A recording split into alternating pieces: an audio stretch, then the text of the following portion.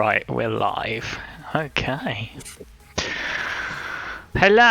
Are you still rolling dice, Ollie? I was just doing a test. Don't worry. I don't think it works with the D1.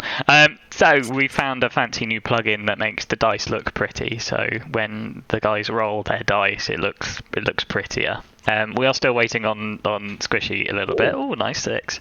So there you go. It looks like Ollie's dice look like that. And when Ashley rolls the dice, you'll see he's chosen a bordered version.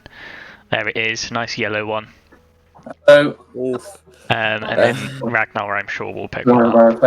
Squishy is currently fiddling with his audio setup again. How do his mics work?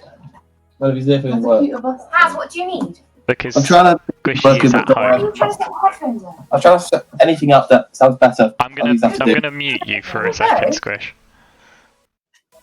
Just ping me when you're ready to go. Oh, I should not be showing my Discord. Whoops. Get over there. There we go. So,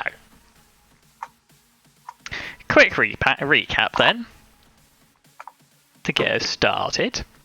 And we changed the music over as well.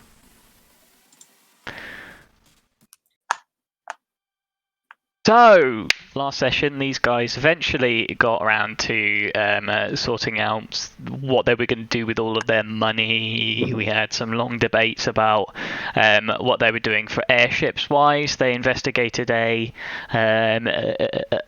airship emporium, Izzy's slightly used airships.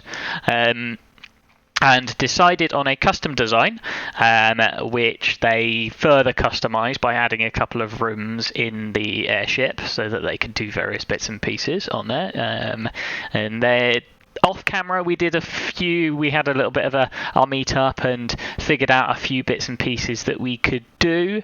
So they've decided on a few bits and pieces. They've decided to go with the Grimalkin as their crew. So they've got 30 Grimalkin as their crew members, which don't cost them any extra tonnage, but they take up 75% of the sort of like passenger space than they would normally, or is 75-ish amount.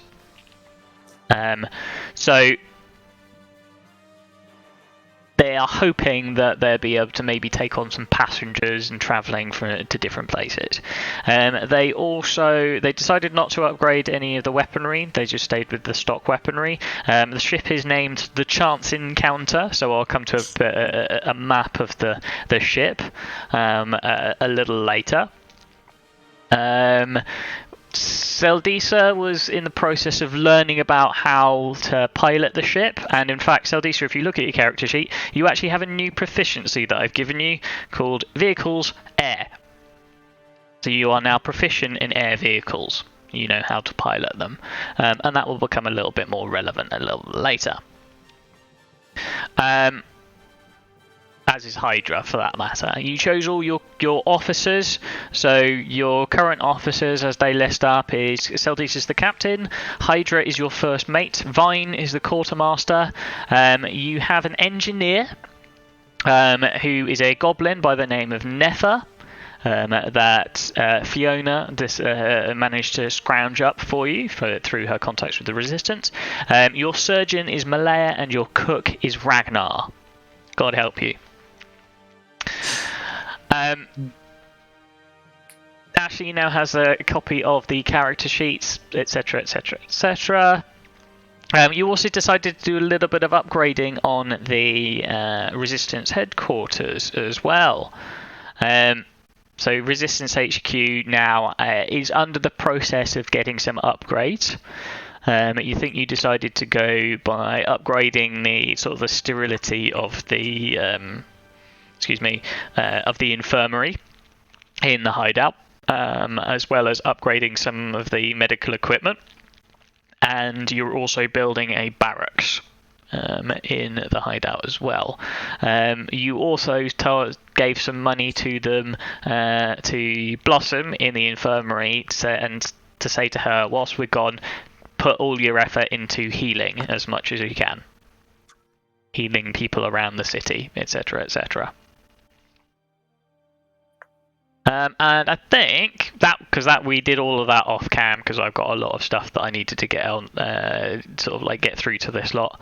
I think that's about where we ended up. To be honest, it was about the end of the week. We would sort of like skip forwards time whilst the airship was being created. So it's about a week after. A couple of weeks after the execution, when you've first arrived in the city of Abamate. So, yeah, what would you guys like to do? What's that, Squish? Can I unmute you now? Have you got your audio set up sorted? You'll have to ping me a message. Take that as a no. Otherwise, keep going, guys. Okay, so I have my so I'm now a licensed airship captain. Well, you know how to fly an airship. Yeah. There's no sort of like airship captain license or anything like that. You just know how to fly one. Yeah. And have one. Oh, also, we had Blossom Hill people, right? Yep. Over the weeks. So did that increase like our public image slightly?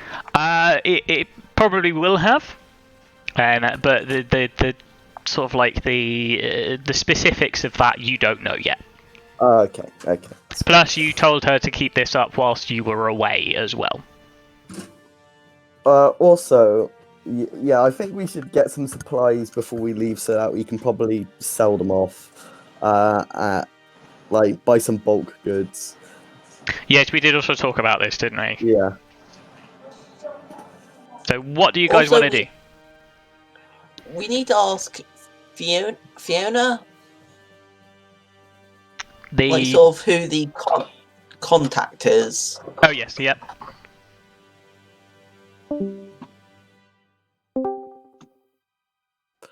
So, yeah, is that what you want to do? Yeah. Yeah.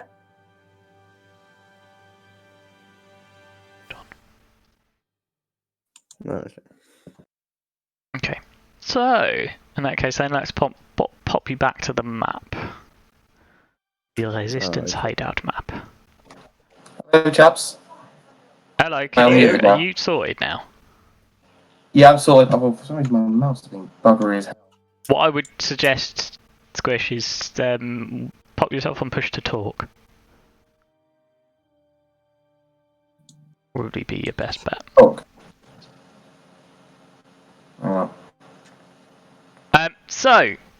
We also said goodbye to Hikivim. Hikivim said that whilst he supported the idea of the resistance, he didn't think that it was a good idea for him to join in.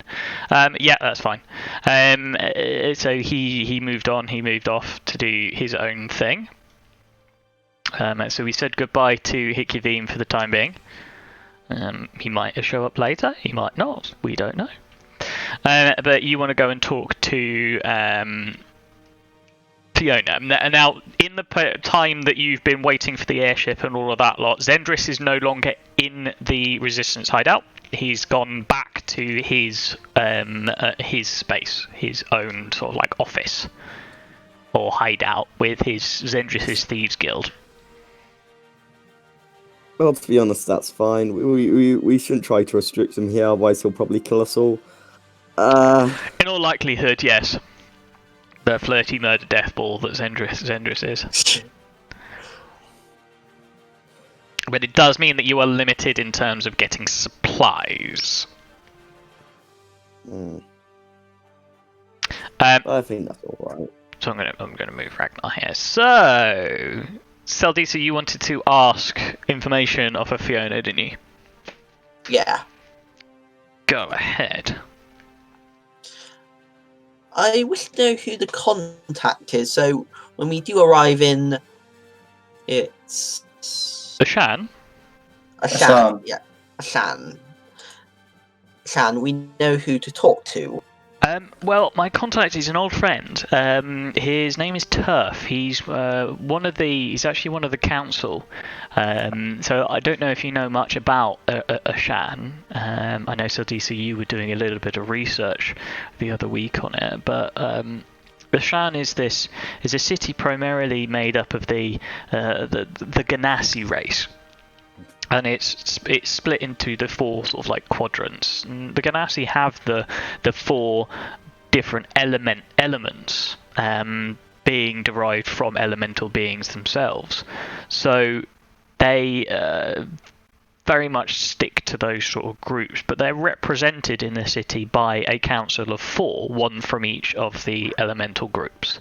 So there's one from earth, one from air, one from water, and one from fire. Your contact is the earth council member. And what I shall do for you is if you're heading across to Ashan, I will send a message ahead for you. To let him know that you're coming, and we should be able to arrange for him to meet you.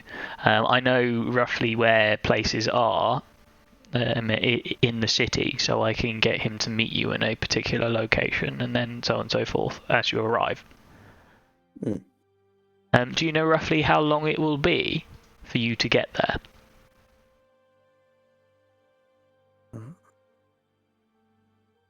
So it will take you about 4 days, I think. Oh, yeah, 3.8, I think, wasn't it? Something like that, yeah. So you move at, if you want to run on your Aeoli pile engines, you move at 8 miles an hour. Now, the Aeoli piles, they are faster, but they use fuel, which will increase your portside costs. If you want to run on sails, they're slower, and they're half the speed, but they don't use fuel, so that will reduce your portside costs. It's about 730 miles as the crow flies between Abamay and Ashan. You move at 8 miles an hour, and there's 24 in a day, so you can work that out for us.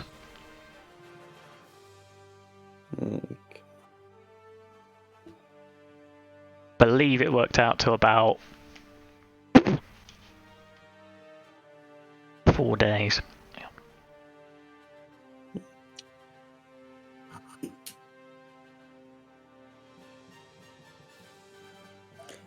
Yeah, 3.8 days. Yeah. So we'll just call it 4 days, because you'll have to battle against wind and so on and so forth. That's if you're using your Aeoli pile. It'll take you a week if you want to go by sail. Oh, okay. So it should take us between, I would say, 4 and 7 days to get there. Okay. In that case, then. Oh, excuse me. I'll send him a message in that case then to simply be waiting on your message when you get there. You should be able to leave a message at the council building in Ashan. You'll find it. It's hard to miss. You'll find it in the earth. It's the Stonefast district, the Stonefast quarter. Okay. Thank you very much.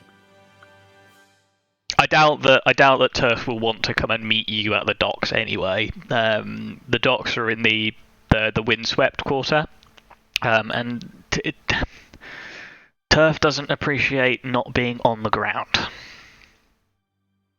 Oh, okay. Doesn't feel very comfortable at great height, unless he's got earth beneath his feet. That's understandable. Yeah. Earth Ganassi, all of that, etc., etc., etc.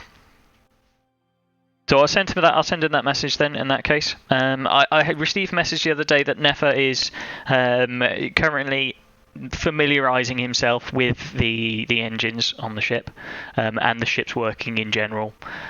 So he's ready to go when you are as well. Malaire is currently not in the Resistance hideout. She's on the ship as well. Okay.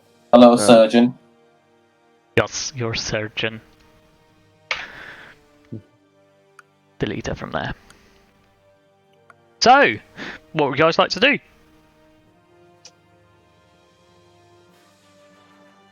Put out some advertisements to try and get some passengers. Yeah, I think that'd be good. Athens. Do you want to look for some passengers, do you? Hey. Yeah. So you had a grand total of 8 spaces in Modest and 4 in Comfortable, didn't you? Yeah. Okay. Right, so what sort of things are you going to do to advertise for passengers or passage to thingy? Put up posters and whatever.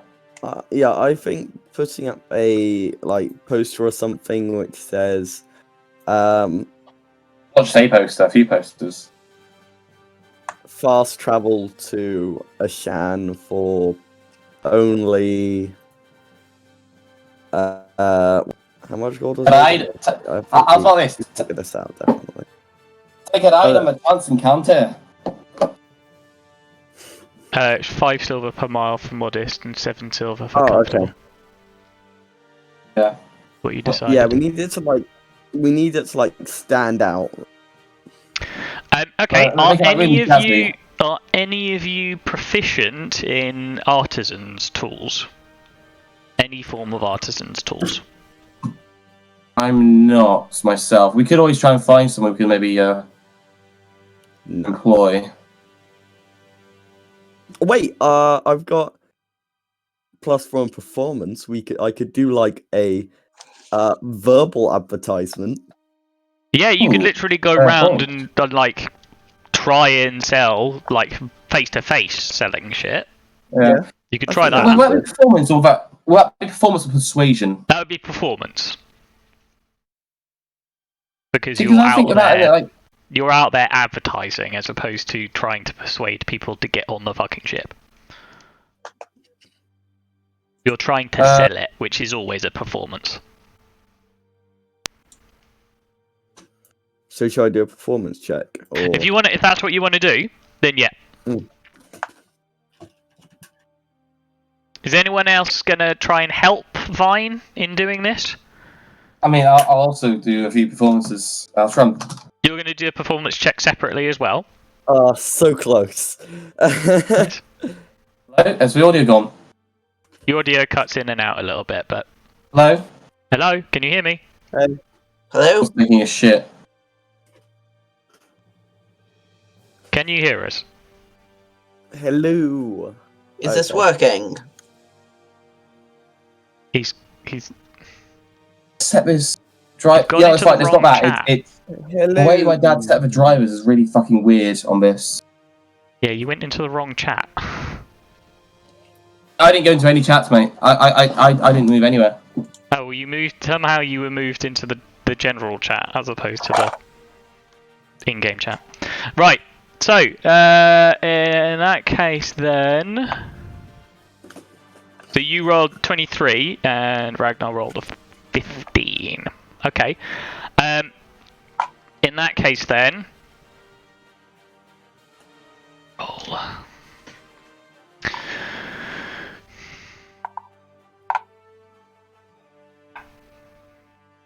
You got 8, didn't you?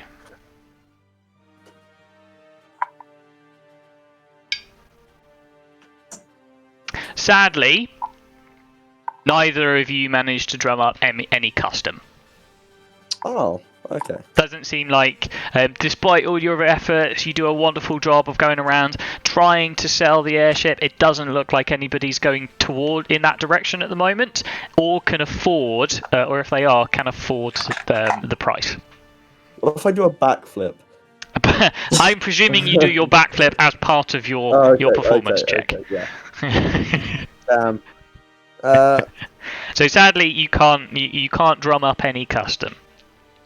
Okay. Airship travel is expensive and rare, sadly, so it's not very common for you to find too many people going around with it. Wait, where did we do this? This is in the city of Abermay because you haven't gone anywhere at the minute. No. I mean, where in the city? Wherever. It doesn't really matter where you did it because that would still be part of your performance check. Oh, okay, I was wondering if Seldisa could go into the Moon District with the thing on and then do the same thing. Because we've got a normal vision there. Squish, you've gone robot. Can you lot hear me? No better. Yeah. Okay, that's good. So yeah, it doesn't really matter where you do it, to be Okay. honest. It's like I say, it's just exceptionally rare that people get on these. There's always freight we could load up on. Yeah. We could get some cargo. Yeah. So remember, you've got 8 tons of space in terms of your weight capacity. And sort of space-wise, let me take you across to the ship itself, I think. Yeah, okay. So this is the Ooh. chance encounter. One second, need to zoom back in so I can see it clearly. Oh, there we go. It's had a little bit of upgrades since last time you guys saw it. So you've got your 4 modest rooms, your 2 comfortable rooms down the bottom, your galley and your your kitchen and your galley. Sorry. You've also got. Why have you done a second performance check, Squishy?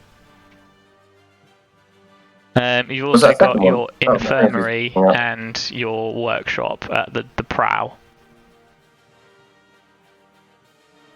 So in terms of your storage space at the moment, you've got your pantry, which is this room at the back here, and you've also got that currently empty room. There is already also some storage space in the keel, so below this deck, but that's not shown on this map.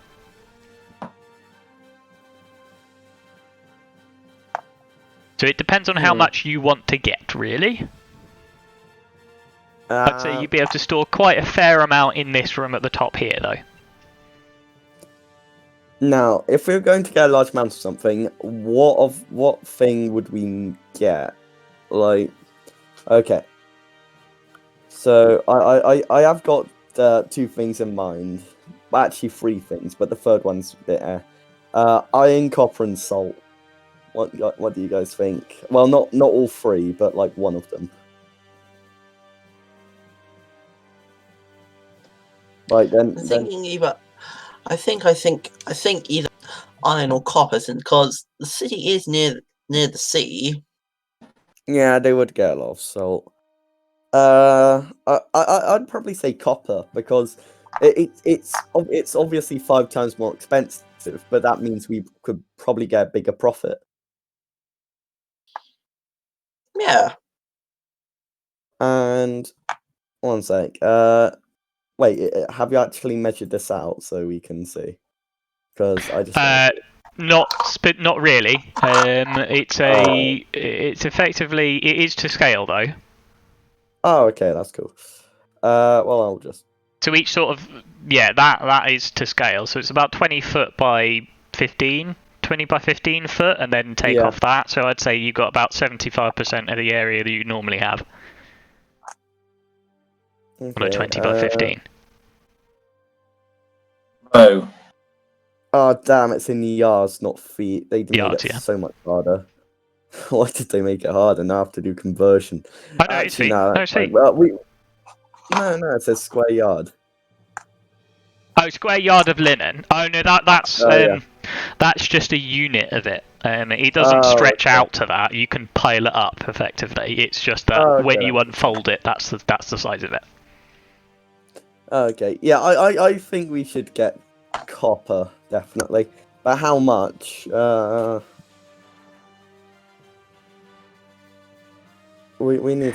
So I'm going to say that £1 of copper you can probably fit maybe £10 into a 5-foot square. Okay.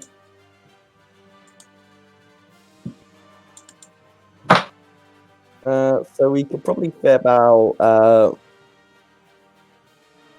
30, like across, but then it would obviously diminish as I went up. So one sec. I'm going to have it. How do I have it stay there? I don't think you can have it stay there. Damn.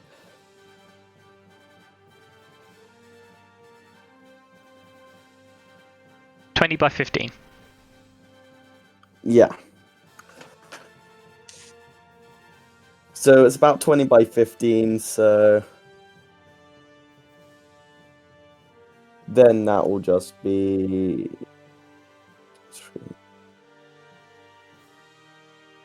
I think I may have resolved all my issues. So I think we should get about 20, because 20 will be around 10 gold, I think. £20 or yeah, 20. No, yeah, £20. that'll fill up 2 squares, so you can get more than that if you want. Yeah.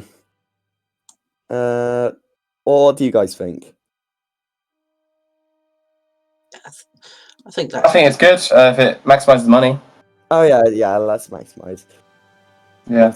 Alright, sorry about everything, guys. I think everything should be fixed now. All I've done is I've swapped over to a hotspot for my phone Okay. because I've realised how awful the Wi-Fi is That's right. at my house at home.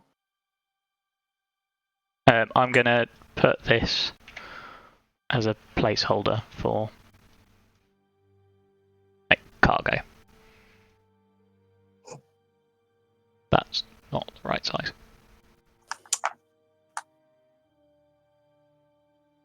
So that's sort of a placeholder for cargo. So if you wanted to fit, you could probably fit 2, 3, 4. I'd probably say you can fit £40 of copper in if you wanted. Yeah, I'd probably say £40. And Sounds good to actually, along with that, we could put some salt in the pantry just in case. Yeah, you could probably. I'd say there's the pantry is of course filled with your food as well. So you do have a lot of stuff in the pantry already. But I'll probably say about 10 pounds of salt, maybe. Yeah, I'd say you can probably fit £10 of salt into the pantry alongside it. Yeah. Yeah. So £40 of copper and £10 of salt. Yeah. Because also, whilst salt. they're on the ocean, remember, like salt is like mined salt is different. Yeah. Like rock salt is very different. Okay, so you're buying £40 of copper and £10 of salt.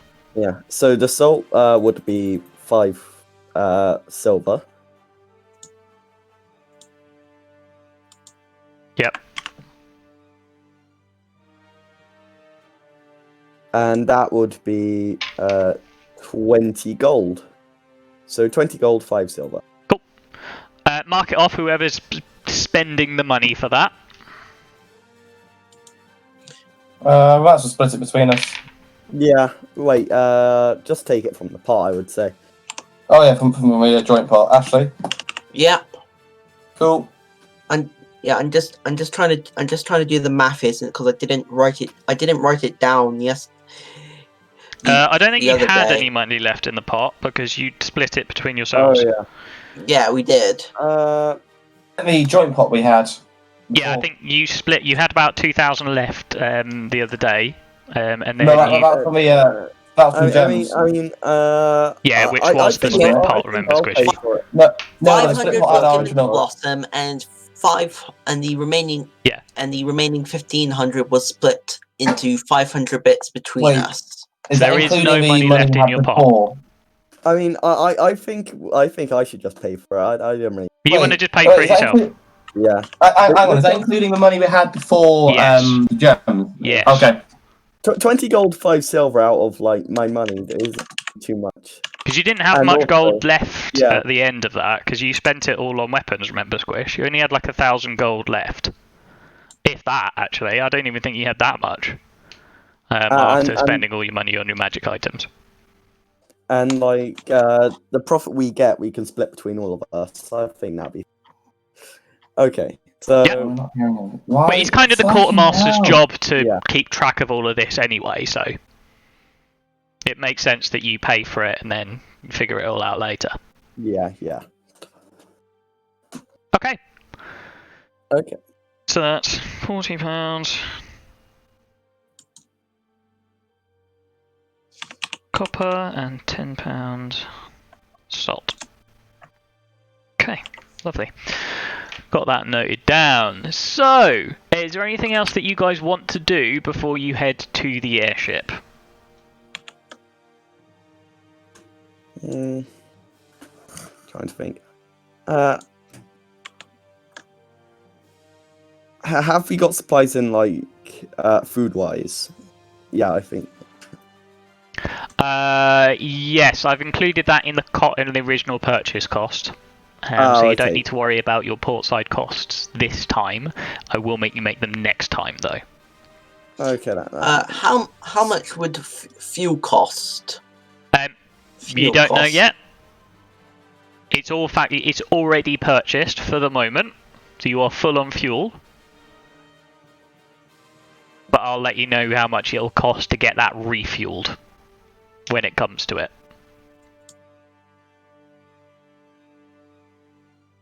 All right. Okay, yeah. So don't worry about it at the moment. We'll figure it out later. I think that's everything for now. So should we start going? Sorry, guys, but for some reason my computer decided to completely change my output device on its own. That's right, doesn't So it? I didn't hear jack shit for the past 2 minutes. Don't worry, it's just we haven't really gotten anywhere just yet. That's fine. Sorry. Go on. Oh, I was going to say I think I'm going to just say goodbye to the people in the resistance, along with like Blossom and that. Just like say goodbye to them. That's Okay. pretty much the only thing I can think of doing right now. Yeah, I'm gonna go and see Malene. Mayala. Miala. You never remember names, do you? How do you pronounce It's it? just so this Mayala. don't. M. As in M-A-Y dash feel like A-L-L-A-H. May Allah. Mayala. Yeah, kind of like that. Just Or to not have Mayala, amnesia. Mayala. Mayala. That's it. Yeah. Good. May Allah guide us. Salam alaikum. So, if that's all you're going to do, you're going to say goodbye to Mayala, and you're going to move, just basically get ready to set sail then. Yeah. Sorry, I didn't actually catch what happened earlier with the passengers. We didn't get any passengers. I rolled and nobody wanted to come.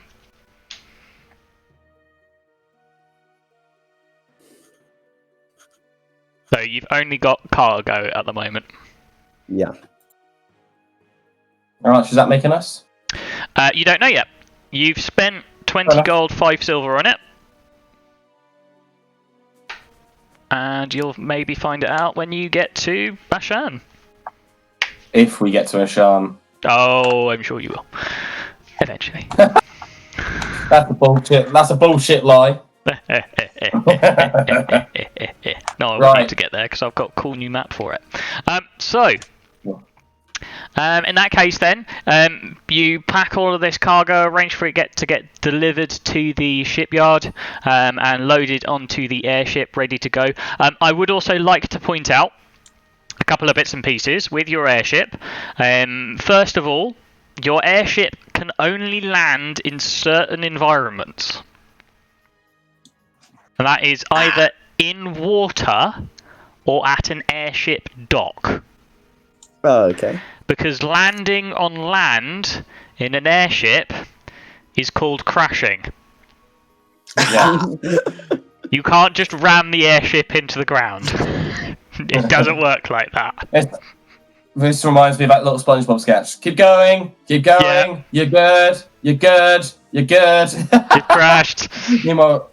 Meanwhile, Timber's just flying everywhere. Yeah, no, it doesn't work like that. So the only places that you can come into more with an airship is in water.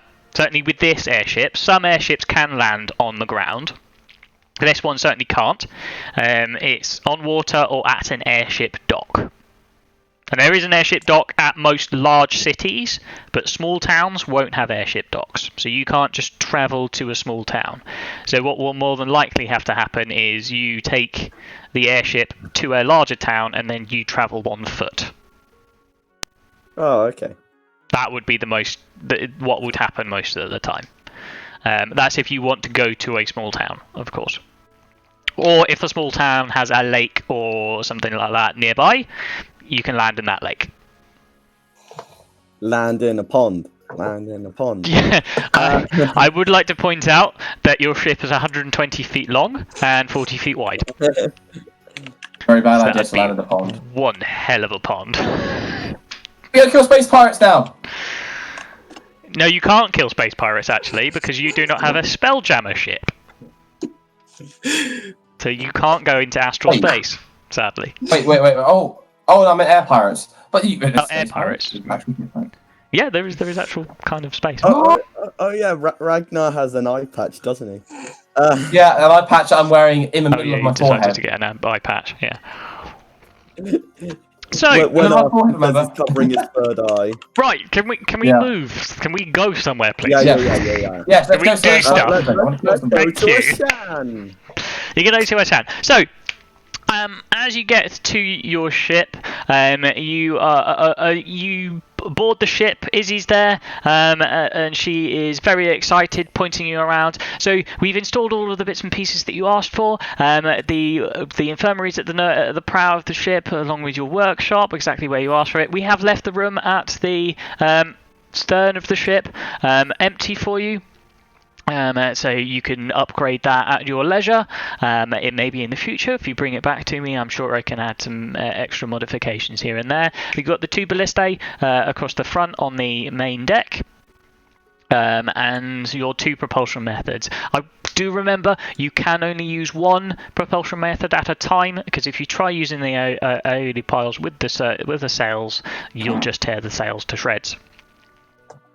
So I would recommend against it highly. You do have a little bit of cargo space below decks in your sort of like keel space, but there's not that much. Your main space will be in your spare room and your pantry. And we have stocked everything up for you as part of your initial costs. So you're full on fuel, you're full on provisions. You've got about enough provisions to last you for a couple of weeks in terms of that. So you're all ready to go. Your engineer is currently having a look at the engines. So if you want to go and introduce yourself to him, he seems to know his way around actually. So you sounds like you might be in good hands.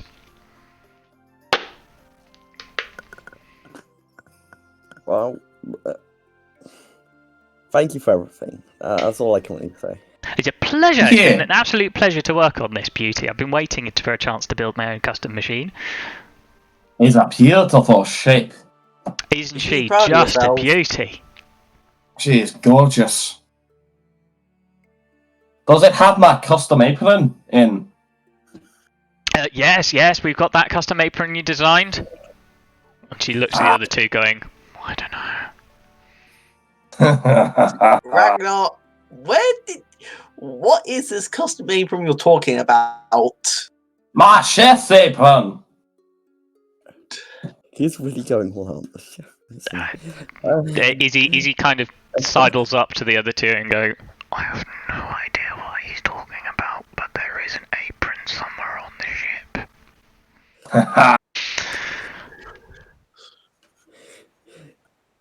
What are you gonna do? I go. I take all my clothes off and I put on the apron. Fuck yeah.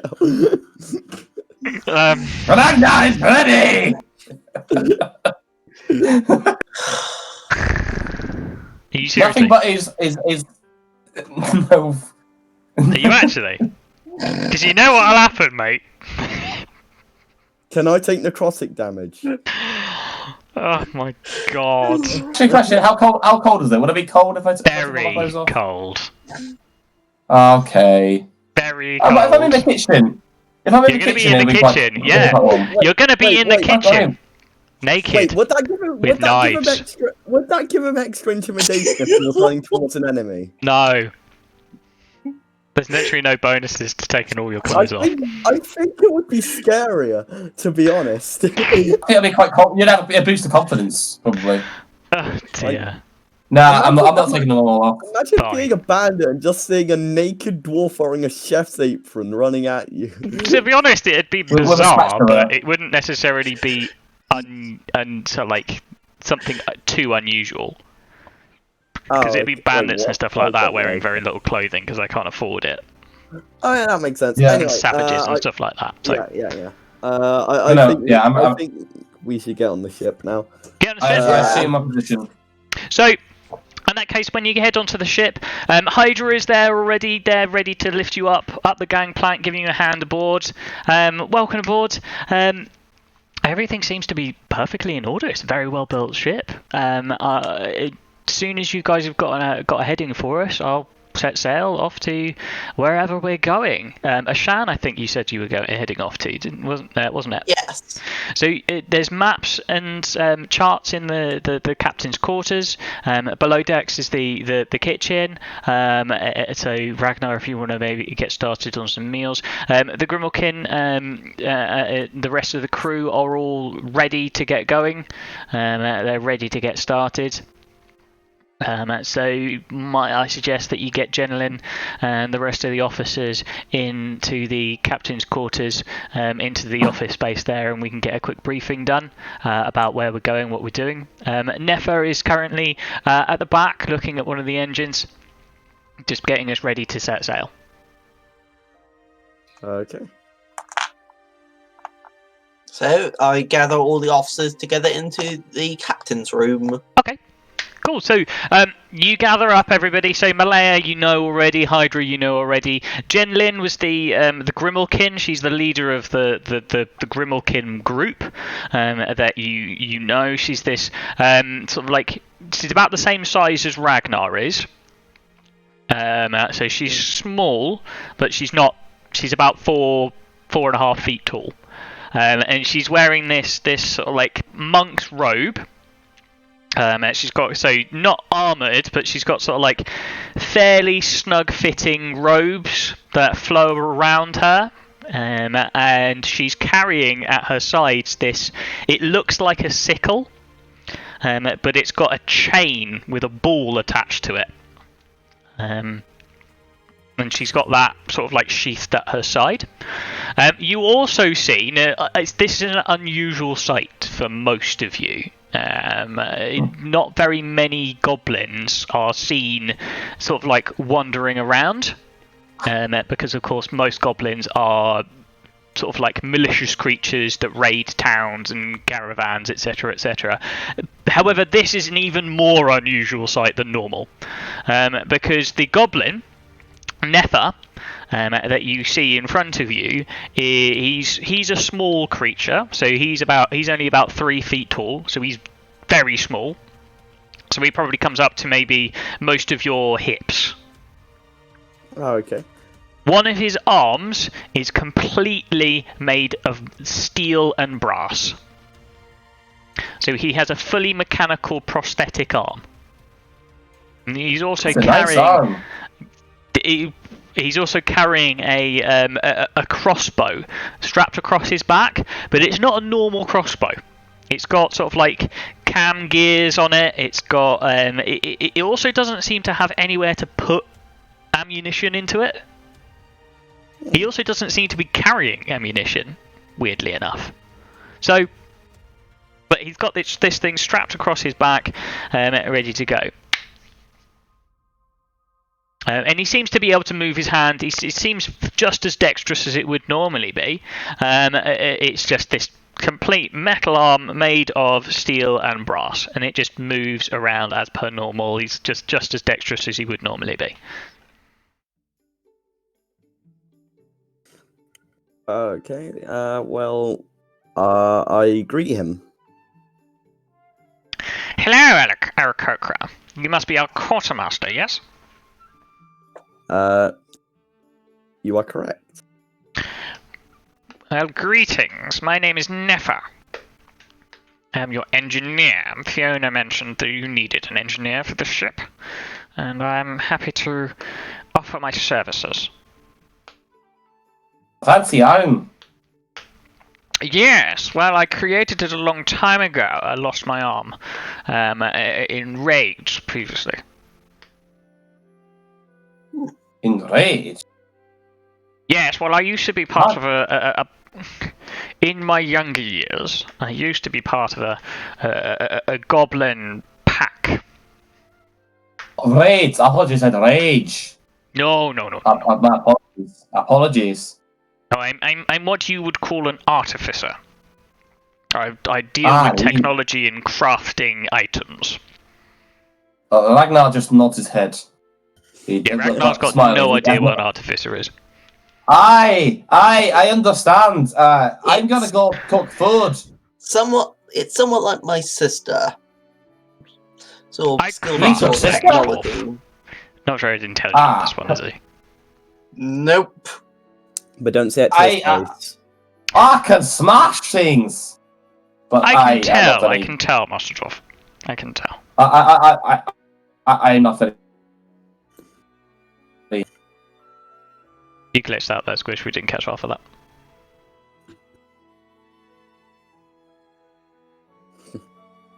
And he's gone again. Well, we'll plough on. Oh, okay. That's fine.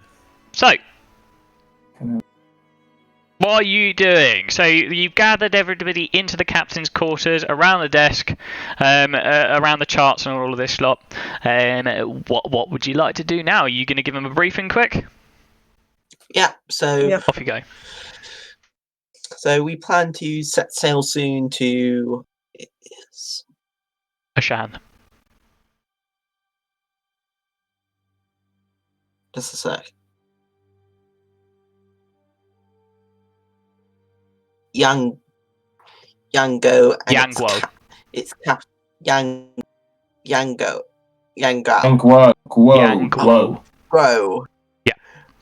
Grow's capital. Well, one of its capitals. Yeah. Sort of one of its capitals. Sort of. We got Ashan. Yeah, Ashan. Ashan. Yeah. Sorry, my brain's Is been that it? blank. It's alright, don't worry. No worries, mate. It's not eat. I can fill in blanks here and there. I've got to be cooking food. I'll start preparing the day's meals. Does he have to say what those meals are? No, he just needs to. He'll make checks later. Okay. Ragnar surprise. The surprise, it's always Ragnar surprise. Keep going, Ashley. Not Ragnar's surprise. Yeah. So we believe it should take between 4 and 7 days to get there, depending on what mode we use, either the sails or the engines.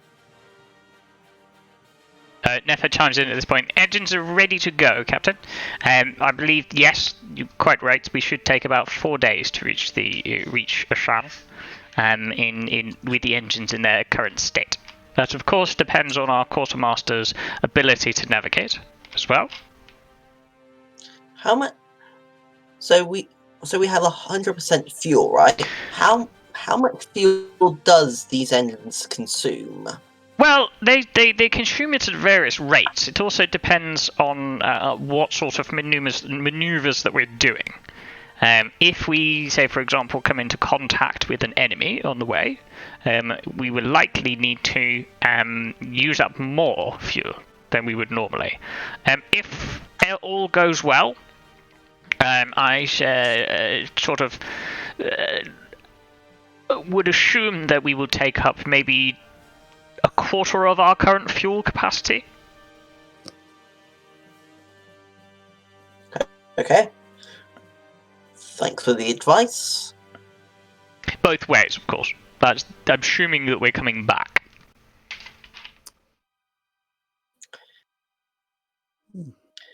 So, for our first trip's going to be a sort of one-way, since because I've sort of got some business I need to do in. The shack. Well, but it's not one way. We will be coming back eventually. Yeah, we will be coming back, but so we'll be staying there for a few days, couple. Yeah. Well, yes. Well, we can always refuel when we get there. So Yeah. Ashan is a big port, from what I know, so we can get provisions there. Yeah. Hydra will probably at this point say so. Captain, if it's all right with you, I would suggest that maybe the quartermaster Vine and I plot a course quickly, and then Jinlin can get her troop, her pack, ready to get us sailing. Yeah, I think Yes, that's a good idea. Brilliant. No rats on this one, Squish. I know. So, in that case, there's a few things that you guys need to do. Depends on what sort of things that you are doing around the ship, but I have a fairly good idea of what you are going to be doing. So, Vine, you need to plot a course.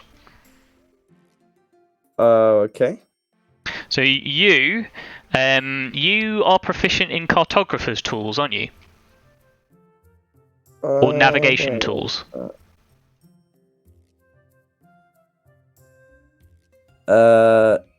It's. Are you proficient in both, actually? Oh, okay. Yeah. Cartographers and navigators tools. In that case, then, I need you to make me a wisdom check, but you can add your proficiency bonus to it. Oh, my proficiency bonus is +2. Okay. Uh, 1d20 +4 +2, so that'd be +6. +6, yeah. Ah! Oh, 8. shit. Okay. Fuck. Okay.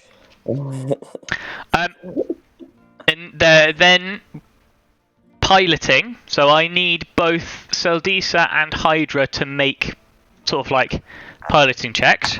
Ragnar, are you making food?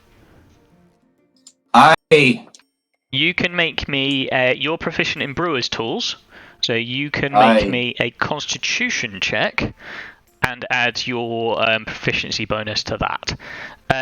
Ashley, you're going to make a dexterity check and add your proficiency bonus to that, as is Hydra. Okay.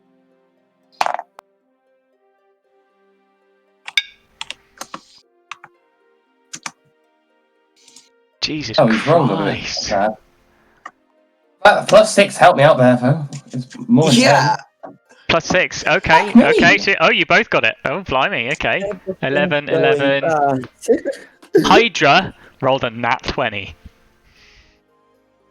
Fuck. Good job, Hydra. Hydra rolled a nat 20 +4. So it's Well, I do hope. fucking loads. I hope it's enough to keep the crew happy. I apologise for the meal. It's not up to my best standards. Okay. So let's have a look. Right, so Zeldisa, between you and you, as you're taking it off, you take a little bit of time to get used to it. You're not quite used to piloting the ship. It's not really your job to pilot the ship that often anyway. It's more Hydra's. You generally you just see to the running of the ship more than anything else as the captain. But you take it off for its maiden voyage. It's a little bit shaky, a little bit rocky start, but you get used to it after a little while. Ragnar, your food is fine. It's nothing fantastic, so it's nothing that would necessarily raise morale, but it certainly doesn't harm morale. Well, at least I didn't crash it. Yes, sadly, Vine not really used to sort of. You've never been to Yangguo before. You've never really been outside of your little village, so you're still a little bit overwhelmed by the vastness of these charts. So Did you I just draw also a big circle? no, you also don't, because you've got to factor in wind and stuff like that. So you get blown off course a little bit, which is going to effectively it's going to take you an extra day to get there. So it's going to take you 5 days to get there as opposed to 4. That's okay. Not terrible. Would that possibly harm morale if they just like realise they'll be here for longer? Not particularly. They're signed on for the long haul anyway, so they don't really care as long as they're getting paid. If we sing some air shanties along the way, can that keep morale up? That's my next question. So it's going to take you 5 days to get there. Now I have a couple of things that I need you to do as you fly along. Namely being a couple of perception checks, but are you doing anything? So you can all do whatever you want around the ship for 5 days. Do you want to... Sorry? Dinner and a show, I think. Well, if you want to try doing a dinner and a show, then you can try and do that and maybe raise morale like that. You can mingle with the crew if you want to. You can work in the workshop. You could talk to some of your crew members. There's loads of things that you can do. Anything you can think of that would make sense, and I'll make you make a check for it. So is there anything in particular that you want to do? Could I just do a flat charisma check to see if I get along with the crew nicely? Yeah, so you can just do a charisma check and sort of just like mingle with the crew and sort of like get into mingle, yeah. Right now? Some drinking games with the crew. Yeah, so I'd say that's another charisma check. Okay, not bad. I'd say with advantage, though. Wait, another way to like try to impress the crew with my drinking skills. And then a performance I'll make. 15, not bad. Oh, okay. I would have thought Constitution to show how well I can hold my drink. No, performance, because you're showing off. Okay. I wish to mingle with the crew and sort of keep a lookout. Well, I'm going to make you make perception checks in a minute anyway, so yeah, okay. You can roll me a charisma check as well. Okay. Wow, my roll's been really terrible today. I ended up getting a 6. Oh, blimey. Not terrible. So if you have a happy crew, they won't try to kill you. You're not. So Vine, you're very much. You get stuck in having chats with people. You hold your officer status a little bit high, but you don't like lord it over everybody because you are an officer. You are a quartermaster, so you're basically third in command of the ship itself. So Adisa, you do exactly the same, but you're not quite so used to dealing with these. The Grimalkin are not really familiar to you. You've probably never really seen the Grimalkin before, so you're not really used to it. So you kind of, whilst you're learning a few bits and pieces about them, you don't necessarily step on anyone's toes, but you're taking your time to get used to everything. Ragnar, we do a performance check. You sit down with the crew. You have a few drinking games, and I mean. Jen Lin actually seems to be keeping pace with you. So whilst you try to show off by drinking, she seems to be very much keeping pace with you. And you find out stories from her about she used to be a fighter in military in Yangguo. With various bits and pieces. So she knows how to hold her drink. Oh, Ragnar's going to be friends with her. I am very impressed with you. You also so what I need you to do is just very quickly make me a perception check, or in actual fact, make me an insight check very quickly first. Oh, true. That makes An sense. insight check for me, because there's things going on. Yeah. Oh, people could question. Oh, Ragnar is very alert. Very alert. Okay. Soldisa, this makes sense with you. You're not quite mingling just yet, as much as you should be. I mean, they're also a little bit wary as well. You know, Cat's a little bit skittish, because you are the captain. You are high up the food chain, and they're a little bit kind of. We need to be very respectful and so on and so forth. It's not common for a captain to like properly mingle with the crew and stuff like that. Normally captains would give commands from their quarters a lot of the time and only come out when sort of like needed to come out. So you don't really spot this, but Vine and Ragnar, you both spot Jen Lin, right? Anytime that Malaya is in the galley with you, or Jenlin is in the infirmary, etc., etc., you see a glimmer in Jenlin's eye whenever she sees Malaya.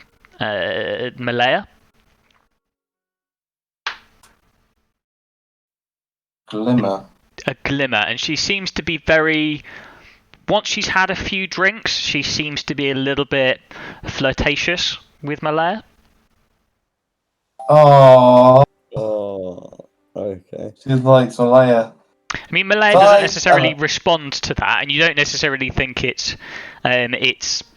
Jinlin like having fallen. It's kind of that sort of like I like you, yeah, fancy sort of like All right. Yeah. wants to hook up style thing.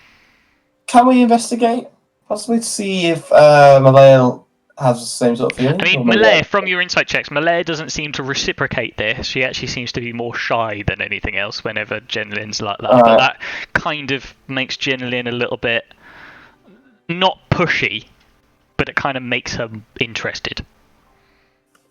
But she never goes overboard with it. You only really tend to see this once Jenlin's had a couple of drinks anyway. Well, as I'm a drinking buddy with her, I'll probably bring it up. If I manage to see this while drinking, I would like to say, I see that Malaya there. Yes, she's. What are you thinking? She's definitely a cute one. She's a beautiful maiden. Yes, I do like the maidens, the beautiful ladies. Have you tried asking her anything? She doesn't reciprocate. I'm very like our cat-like in ancestry. I'm more playing than anything else. I'll eat as long as that's all right. All harmless, of course. That's good. She seems to be very patient with me. You ever been in love? Aye, plenty of times. I've gone Irish. I don't know why. I have, yes. I've plenty of times. I've had many a lover. In fact, I don't even know. I'm sure you have. I would love to hear about them some point. And we're not going to RP this out. She shows literally no interest in you at all. No, I'm not interested. No, I'm not interested in her. I'm just putting that out there. She just shows no interest in you whatsoever. Wait, I'm not saying that either. Ragnar's just being as a good friend, drinking. So Ragnar's just describing to her. I'm just gonna that can go into the mists of imagination. Yeah. What I also need you to do then, so you've done this insight check about sort of like interactions within your crew. What I need you to do is a few days in, I need you to make me a perception check, please. I'll make one for Hydra as well. I miss Soka's stats. Oh my god, Ragnar! What is going on? Oh wow, nice. I literally had my luck. Hydra doesn't see anything. Do I see anything? What did you get? Did you get 8 again? Yes! You are not having a good time. You're just more worried about like this is a lot of money. This is an airship. Oh my god! Let's not crash it. Please, let's not crash it. Ragnar, surprisingly, and Vine, you both spot this. Okay.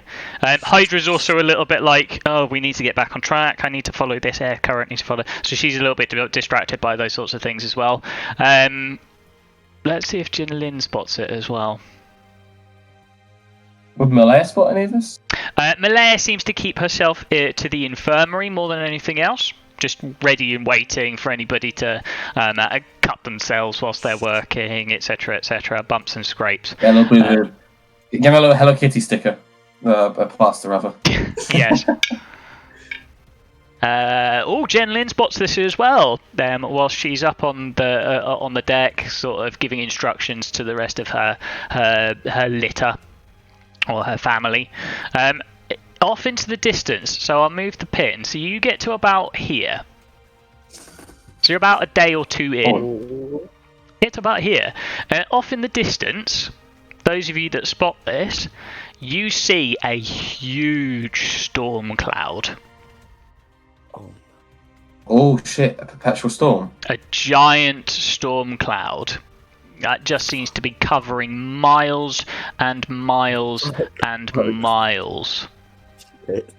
Staying static? Doesn't seem to be moving around, no. And it doesn't seem to... other than sort of like sitting there, it just seems to be doesn't seem to be affected by the. Can you see the aura around it now? There you can, yes. It doesn't seem to be sort of like moving as it would normally with the wind currents. It just seems to be staying static, and it covers a massive area. You can all make me a...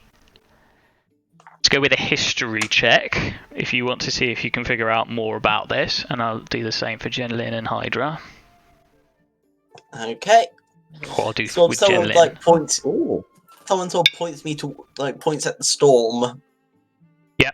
No, get some nice rolls. Do that with disadvantage there, Ragnar. Ah, come on. I mean, Ragnar has history. I got Yeah, a but nat one. It's not history like you're thinking. It's more location-based history. Fair enough. 12. Yeah. Why did 12? I get a nat one? Let me check, see Hydra, see if she gets anything. Jen Lin hasn't really heard that much about this. I should also actually check Nefa as well. Let's see if Nefa gets it. History. Oh, God, fucking hell. Hydra's got a +5 to her history. She Say doesn't wait, roll very wait, well, though. Wait, I've got proficiency in history, so should I do it with advantage or not? No, do it's your proficiency is with included in that okay. bonus. Oh, okay. Okay. Let's have a look. Come on, Nefa. Come on, good shit Nefa. there. Nefa does shittest of everybody. Nefa rolled a 5 total. Great. Oh, okay. I mean, I got that one by myself. None of you know anything specifically about this, then. It's just this huge storm cloud that covers miles. That just seems to be spanning the plains out by the mountain range. You know where Abagwaigui is because it's one of the dwarven capitals. So you would know that. So across there is, of course, Abagwaigui. It just seems to be spanning the plains out by the base of the mountains by Abagwaigui. But apart from that, you see nothing else on your voyage. So you fly across the realm of the living territories, the realm of Inveria, and you see very much below you there is plains, so grasslands, there's sort of forests, forest land across you, and when you transition into Yangguo, the air changes.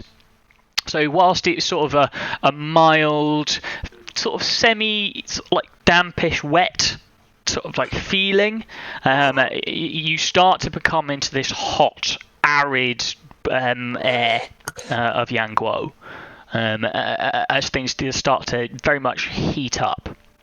And you start seeing, instead of the rolling plains of hills and grassland, you see savanna, you see jungle, you see desert off into the distance that just spreads for miles and miles and miles.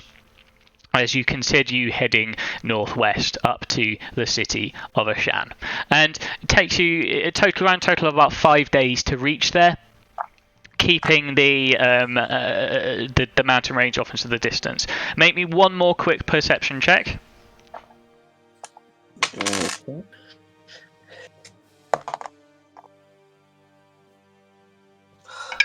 For Hydra.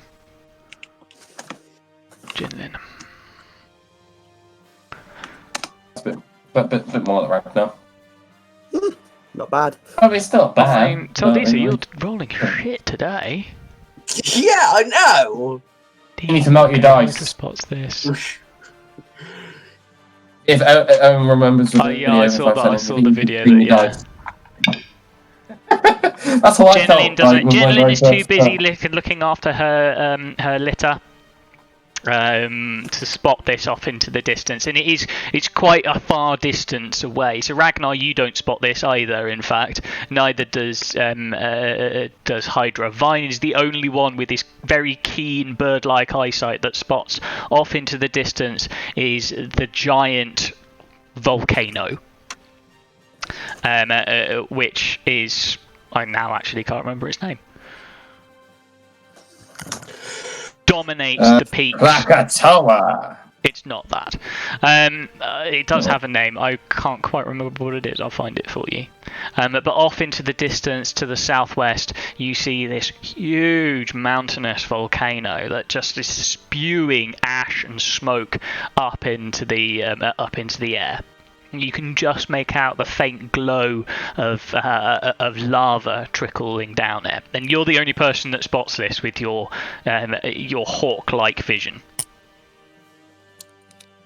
And with that, a few days later, you end up in the city of Ashan. And I think what we'll do is we will take a quick break just there. Okay. Okay. If we take a 5-minute break, we'll call it 15:15, shall we? So back by 20 past, yeah? Yeah. Sounds good to me. Yeah. Happy? Brilliant. So we'll be back Happy. in 5 minutes then, or 7. And see you guys in a bit. Okay.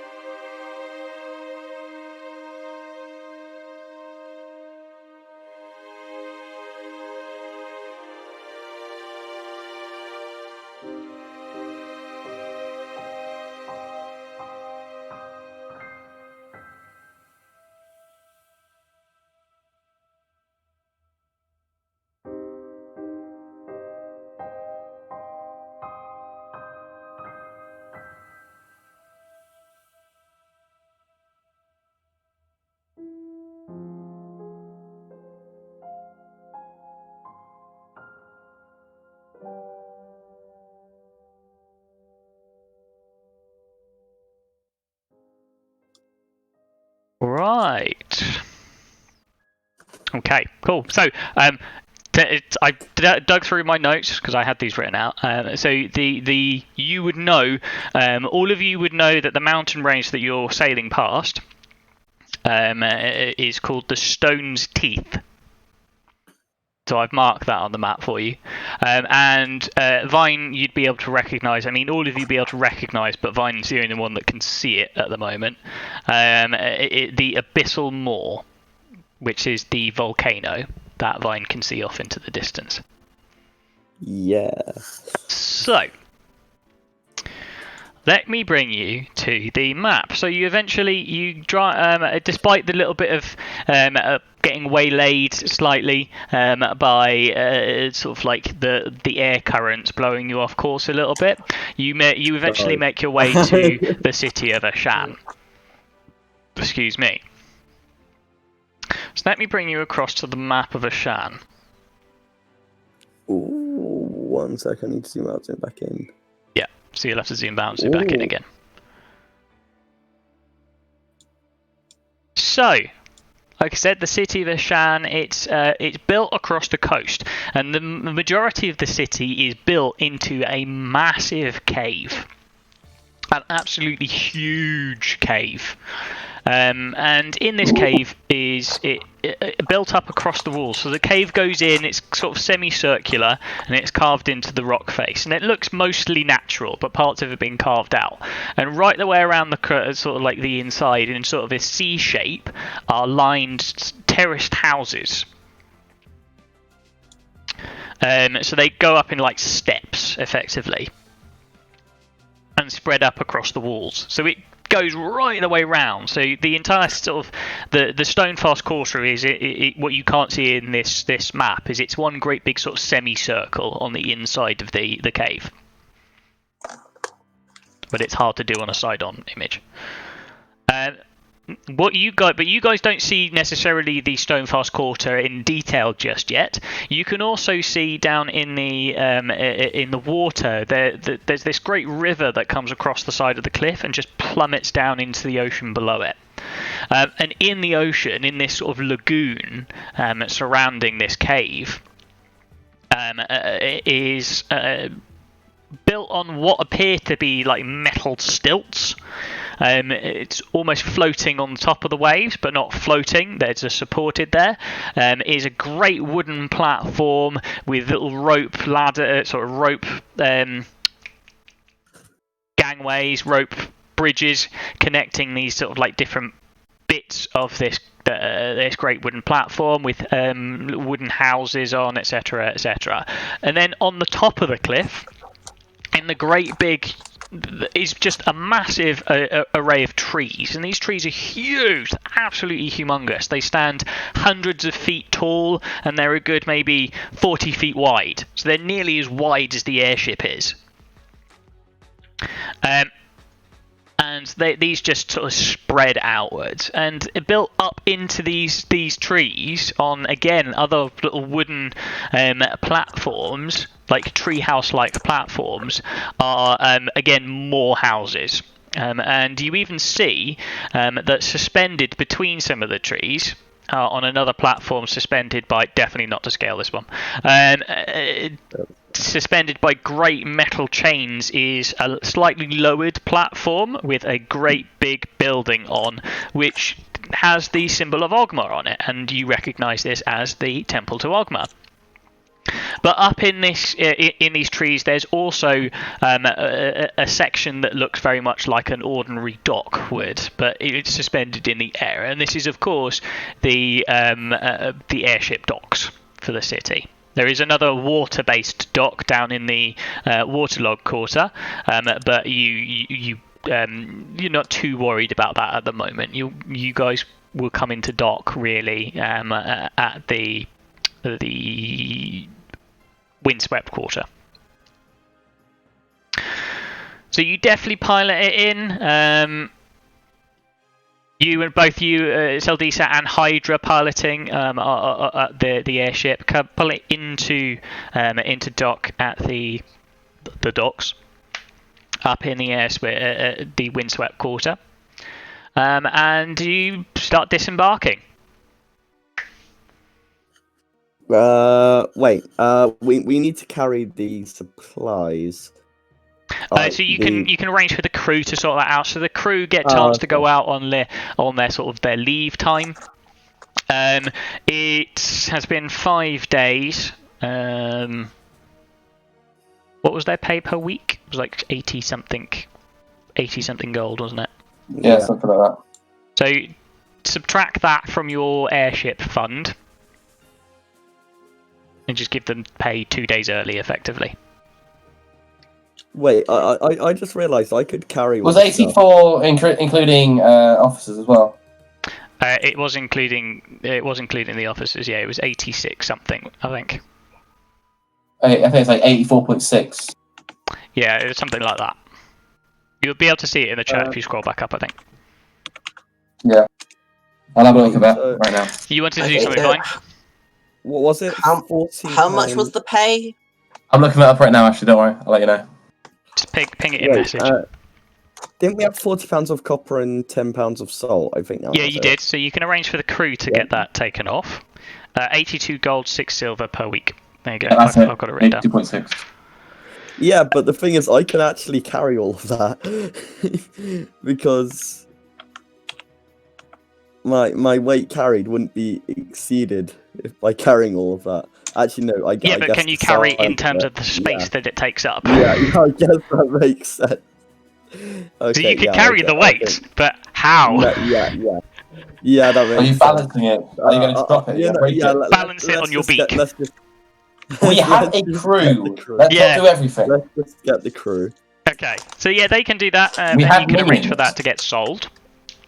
But currently, you are up in this. It is quite windy up here, and around you, you see a mixture of people. It looks similar to Hydra, but different. So whilst Hydra is a much deeper blue skin, and her hair looks permanently wet and almost like it's floating in water. The majority of the people that you see around in this windswept quarter are much sort of like paler blue. They're sort of a bluey, maybe sort of a greeny tinge to it, but very pale bluey green. Ooh, turquoise. Kind of, but again, very pale turquoise, yeah. And they have sort of a mixture of. Some of them have these swirling patterns on their skin, a little bit like tattoos, but not quite. Some of them have crystals growing out of their scalp. Others have their hair comes up in wisps. Some of them almost look like instead of hair, they're perpetually followed by clouds attached to their head.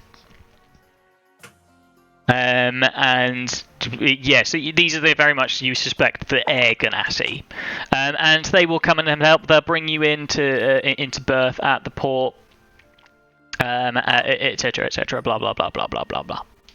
What's your first port of call? I'd probably say, I would ask one of the air ganassis where we could sell large quantities of materials. If you're looking for a place to sell things, then the best place would be down into the Stonefast quarter, in the main market district. Okay, thank you. I informed the crew that we need to carry the supply. Oh wait, oh no. How annoyed do you think they would be? Because It's part of their job, dude. yeah, I would say okay. Carry these supplies down. I mean, you don't have to carry it necessarily. You would have things like carts and stuff like that you'd be able to carry stuff around with, and they would have lift mechanisms. Yeah, just bring these supplies down to the market. Yeah, you can literally just say, let's take these down to the market and we want to sell them. Is anyone else doing anything else, or are you all going with them? I'm just going to go with that. I do ask the Aganassi sort of where the council building is. The council building will be in the Stonefast quarter as well. You can't miss it. It's the large building in the centre at the very back of the cave. It's quite tall and distinct from the rest of the buildings. Well, I guess Thank we'll you. go to the Stonefast Quarter then. So the Stonefast Quarter, you make your way down. There's a series of lifts for taking cargo up and down, and then there's sort of a great big tunnel that leads into the cave and brings you out at the top of the Stonefast Quarter. And the Stonefast Quarter is massive. It's huge, so spanning this entire cave. And it's built up on the main base of it appears to be an open plaza made of obsidian.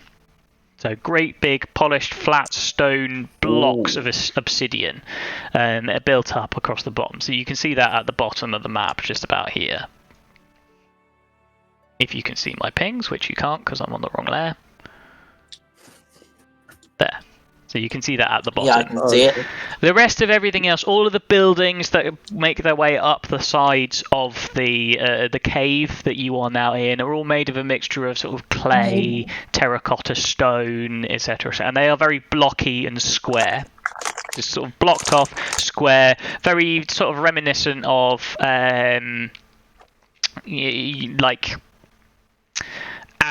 sort of Arabic housing. Oh, So it's okay. very, very like blocked off, square. Some of them have like roof terraces and stuff like that. But that spreads right the way up across. And you can see, leading down, there's a huge a wooden bridge that leads down into the quarter that's sort of submerged in the lagoon. Above that, as the waterfall comes crashing down, you can see this great metal chain. Patches of rust all over it, or well, two of them in fact, that are holding up a covering for this walkway. So as the waterfall comes crashing down, it keeps the water from getting onto the bridge, down into that. And you can see that just here. So this little thing just there is a little sort of roof that protects the walkway from getting pelted. So it means that you can walk down into the waterlogged quarter. So you can see that on this main obsidian platform at the base of the Stonefast Quarter, that's the market district. You can tell that immediately just because of the sheer amount of people. There's little stands all across it where people are just selling all of their wares, etc., etc. And then right at the very back of the cave, you can see, made out of the same sort of stone and terracotta materials as the rest, a great tower I can't see you anymore. into that bits and pieces. Oh, okay. Which is much larger than the rest, and it's the same sort of squared off blocky material, but it's like stepped. So it's a single building, but it has steps to it, so it gets smaller as you go up. Oh, okay. Interesting. And you can see that at the back, and you would assume that that's what they mean by the council building, because it displays sort of like the flags and so on and so forth. There's various different coloured flags on it with the symbol of a shan on. Yeah. I say we should go there after we sell our supplies. Okay. Yeah. Okay. In that case, then you head down to the to the market district, and you can find somebody to buy your wares off of you then. So you got, what was it, 40 pounds of copper and 10 pounds of salt.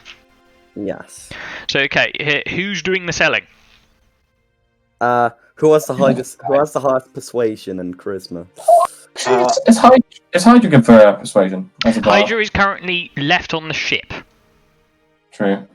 I've got 14, like a +2 charisma and a +5 to persuasion. I have a +4 to charisma and a +4 to persuasion. What about you, Ragnar?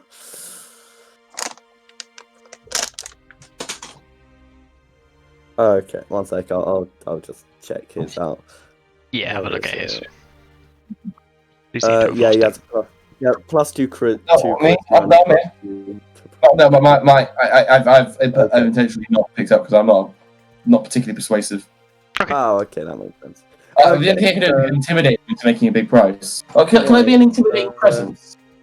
Rather than necessarily like being aggressive, but maybe make it seem like I would be angry if we didn't get a good price. I would suspect that would make it put at disadvantage at any checks that Vine makes to be persuasive.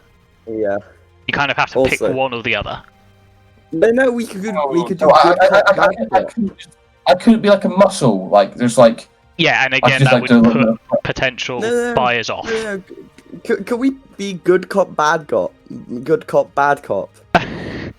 No, so, like, you have to choose one or the other. Damn. Good idea, but one or the other. I've got a +4 to both charisma and persuasion.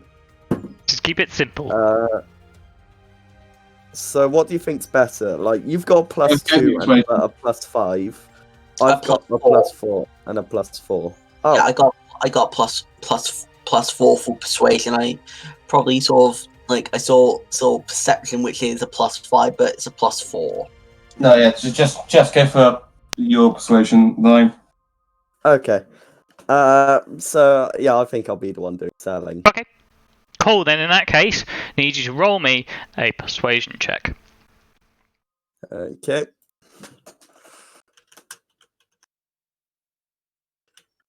Cross fingers. Not bad. It's not bad. So average roll. It's not bad. I will say that you get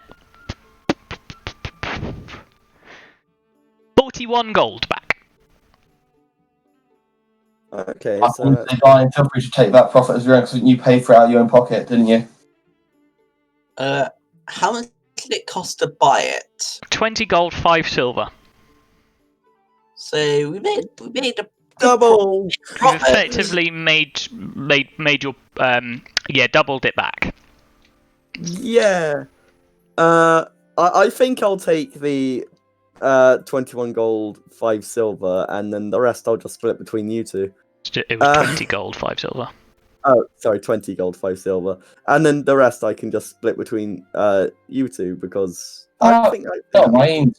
I'll allow you to take the share. Okay. How about we put it back in the pot? Yeah, that's not a bad idea. Yeah. Okay, so let's put that in the pot. Ashley, you're managing it, aren't you? Yes. So take your cost back, and then just put the profit back in the pot. Oh, okay. So I get my 21. I get my 20 gold, 5 silver, and then the rest. Yeah. Okay. So you can add 20 gold and 5 silver to your pot. Then, in that case, Ashley. Okay. That is not bad. That's some good money. It's not bad. Could have done better, but not bad. But that was dependent on your roll. It wasn't a bad roll, so. I think if I got like a nat 20, it would have. If you got nat 20, I'd basically have given you double profit back. Oh, okay. But anyway, let's carry on. Cool. So you've sold all of your bits and pieces. You've arranged with Hydra, so Hydra's managed to get some sort of like arrangements with crew sorted, so that people are keeping watch on the airship. So you've got a minimum level of crew on there. Malaya's not with you at the moment. She's still on the airship. She said that she'd be coming down a little bit later. She wants to get a few bits and pieces sorted. Jenlin probably helps you bring down some stuff. Hydra and Nefa are also still on the airship. So Jenlin is the only one with you at the moment, but she seems to be one of the first people that has taken time off. So she's probably going to go and find maybe a tavern. Okay, that's fine. And spend some of her hard-earned gold. At this point, it is probably about going to go with mid-morning-ish by the time that you've arrived at this place. Okay. Should we all find some better people that might be able to help us then in the fight in Napame? Yeah, so in resistance. So there's a letter in the sort of council building. Yeah, you remember Fiona said that she would send a letter ahead to Turf that you would contact him when you arrived in Ashan. We know where Turf is. Turf's in the council building. In the council building, yeah. Alright, well, let's go there. Yeah, You want to head to the council building? Yeah.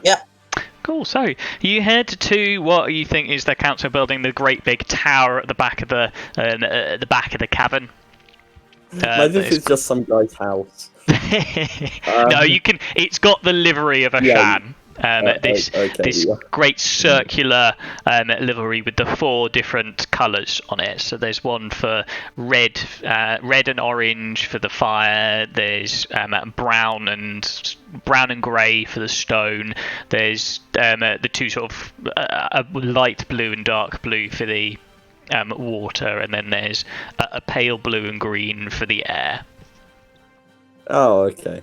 And it's sort of in that 4 quadrant with a symbol over the top, and you can quite clearly see that this is the council building. It's hard to miss. Yeah. Oh, thank God. So you head up and you walk in, and at the entryway there is the main sort of hallway.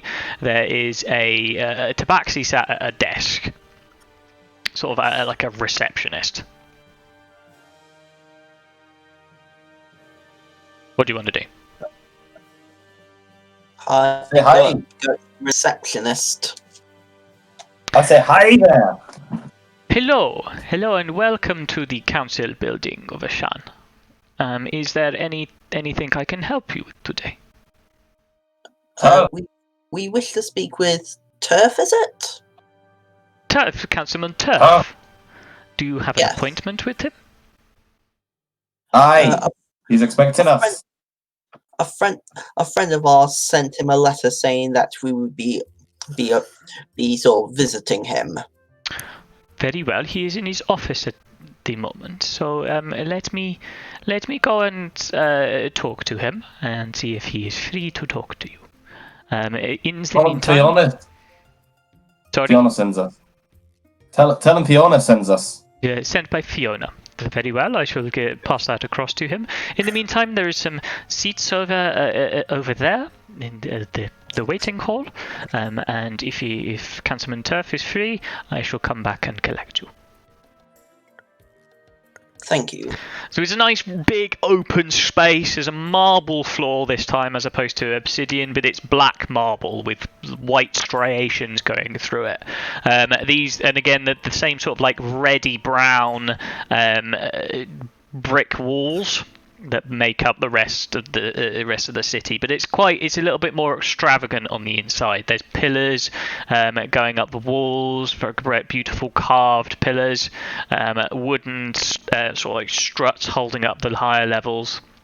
And this tabaxi wanders off up the stairs and disappears for 5 minutes. Then comes back again and will say to you, Councilman Turf has just come out of a meeting. He says that you are more than welcome to come and meet him in his office, which I can show you the way to now. Yeah. That'd be lovely. So the tabaxi takes you up the stairs again, leading you down some corridors to a fairly heavy-set wooden door. She knocks. Oh, heavy set. Heavy-set door. Yes. She knocks on the door, and a gruff, sort of like deep voice on the inside says, "Enter." Opening the door. Can I kick the door open? Do you want to kick the door open? Oh no. I whisper to Saldissa. Should I kick the door open? No, it would set a wrong first impression. I opened the door. Yeah, you don't need to, because the tabaxi's done it for you. Ah. My foot just there waiting. I thought you would just gently open the door with your foot rather than kick it open. Yeah, the tabaxi's already opened it. Yeah. So Tabaxi walks in and says, Councilman Turf, these are the group that I told you about earlier, sent by your friend Fiona. I shall see myself out. And she shows you into a room, which is... This room is differently decorated to the rest of it. It's an office space. So at one end there's a large stone desk, and it is made out of solid marble stone. With sort of like inlays of various metals and so on and so forth. It's very intricate looking. On it, various papers and letters and inkstand, etc., etc. The majority of this room is sort of revolving around stone. There's more stone, more sort of basic stone than the desk. Bookcases across the side filled with various books. There's a stone chair and table, and a great rug across the floor. And it seems Made of stone. not made of stone, no. It seems lavish, but it's not extravagantly lavish. It's comfortable, I'd say. You can see that this is a seat. This is an office for somebody with control over a vast amount of stuff. But it's not a person who revels in that sort of like power. It's not somebody that's like likes to be extravagant in that. At the desk, you can see writing down on paper this like hulking figure. He's not like tall per se. He's only about looks to be only about 6 feet tall, but he's built. So he's very bulky, very squared off shoulders, very broad chested, muscular. In his body's looks like it's made of polished obsidian. His skin takes on this dark obsidian sheen as looking around, and his eyes almost appear to be dark blue sapphires. They almost look gem-like. I'm Ragnar! Hello, Ragnar. I believe you are the 3 that Fiona sent across from Abermay, correct? No, I'm not the 3. I'm one of the 3. Right. I presumed that, Master Dwarf. Sorry, my intelligence is not that great. It's good to meet you, Councilman Turf. I'm Saldessa. It's a pleasure, sir. And shakes hands with. As you shake his hand, you feel he reaches out his hand, and you are gripped. His skin doesn't feel like stone. It looks like stone, but it feels just like ordinary skin. But your hand is crushed, effectively. Wait. Can I do a strength check just to see if my hand isn't crushed? No, it's not that sort of like thing. Okay. It's the grip more than anything. So it's not actually like crushed. It's just the grip feels like it could crush stone. I was just guessing. No, it's not like that. It's just the handshake is just very firm. So you feel this as you shake his hand. You feel this like stone-like grip on your hands. And Ragnar, you feel this as well. If you're going to shake his hand, same with you, Vine. It's like a crushing feeling. I feel very strong, my friend. There's the perks of my race, Master Dwarf. They are very much in touch I want to be with like the you when I grow up. That might be somewhat difficult. But I hear from Fiona that you are here seeking alliances, support. We need fighters. An alliance is something that might be able to come to fruition between Ashan and the resistance in Abermay. But whilst Fiona is a good friend of mine, it is not me that you will have to convince. Alright. To get embroiled in such a political conflict such as this, that you will have to convince the rest of the council. Now, sadly, whilst I know Fiona and whilst she vouches for you, and I trust that judgment, the others will not entertain the idea unless you have proven yourselves. Hey, whose skull do I have to crush? Oh, and in fact, actually, funny you should say that. We do have some niggling problems in the area that we might be useful for you to investigate and quell for us. Say no more, I'm in. I've been itching to kill something in a while. It's been too long. What say you, Master Aarakocra and Master Human? I give a very pleading look to the others, my eyes practically watering. I'll do what I can. If I'm it gonna puts jump us in with good joy. favours with the rest, yes. We'll certainly earn you an audience. Anything else I cannot guarantee. Whilst I am... Many would say that I am the most level-headed of the council. The rest of them tend to be a little bit like their elements, either hot-headed or free. Okay. But you shall see that you shall meet them. Like I say, once you have completed this task for us, then the others will more than likely be appreciative and agree to a meeting as a whole council. From there, we can potentially discuss any alliances that we might want to make. So what is the task? So we have been having some problems with a group, a cult, called the Brotherhood of Nightmares.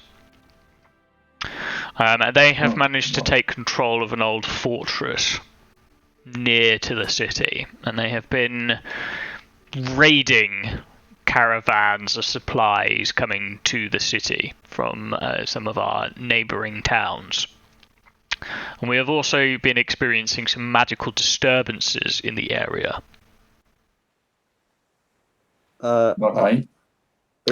Is there any information you can give us about weaknesses or Very little, I'm anything? afraid. All that we can give you is the old fortress, the location, and a basic overview of it. It was built as an outpost for training some troops in ancient history. It's long since been abandoned, very run down and worn. Excuse me. But it's still in good enough condition that they can hold out there. And we have not been able to have much. We have not had much luck in assaulting the place. We'll have it done in a couple of days. It is not far outside of the city. It's maybe half a day's travel. We'll have it by the end of the day. Okay. I sincerely doubt that, considering it's It already takes nearly half a day midday. to go there. No. We'll have the problem sorted. You know me. I'm not a smart dwarf. It's just... I am but a meat shield. If you wish to head across to that, then I can give you the directions to where you would be going. Again, we would very much appreciate any assistance that you can give with this. And like I say, we can get some. I can put some push on the council to arrange a meeting with you. Okay. I reckon it's worth bringing Malaya along. She's been rather helpful.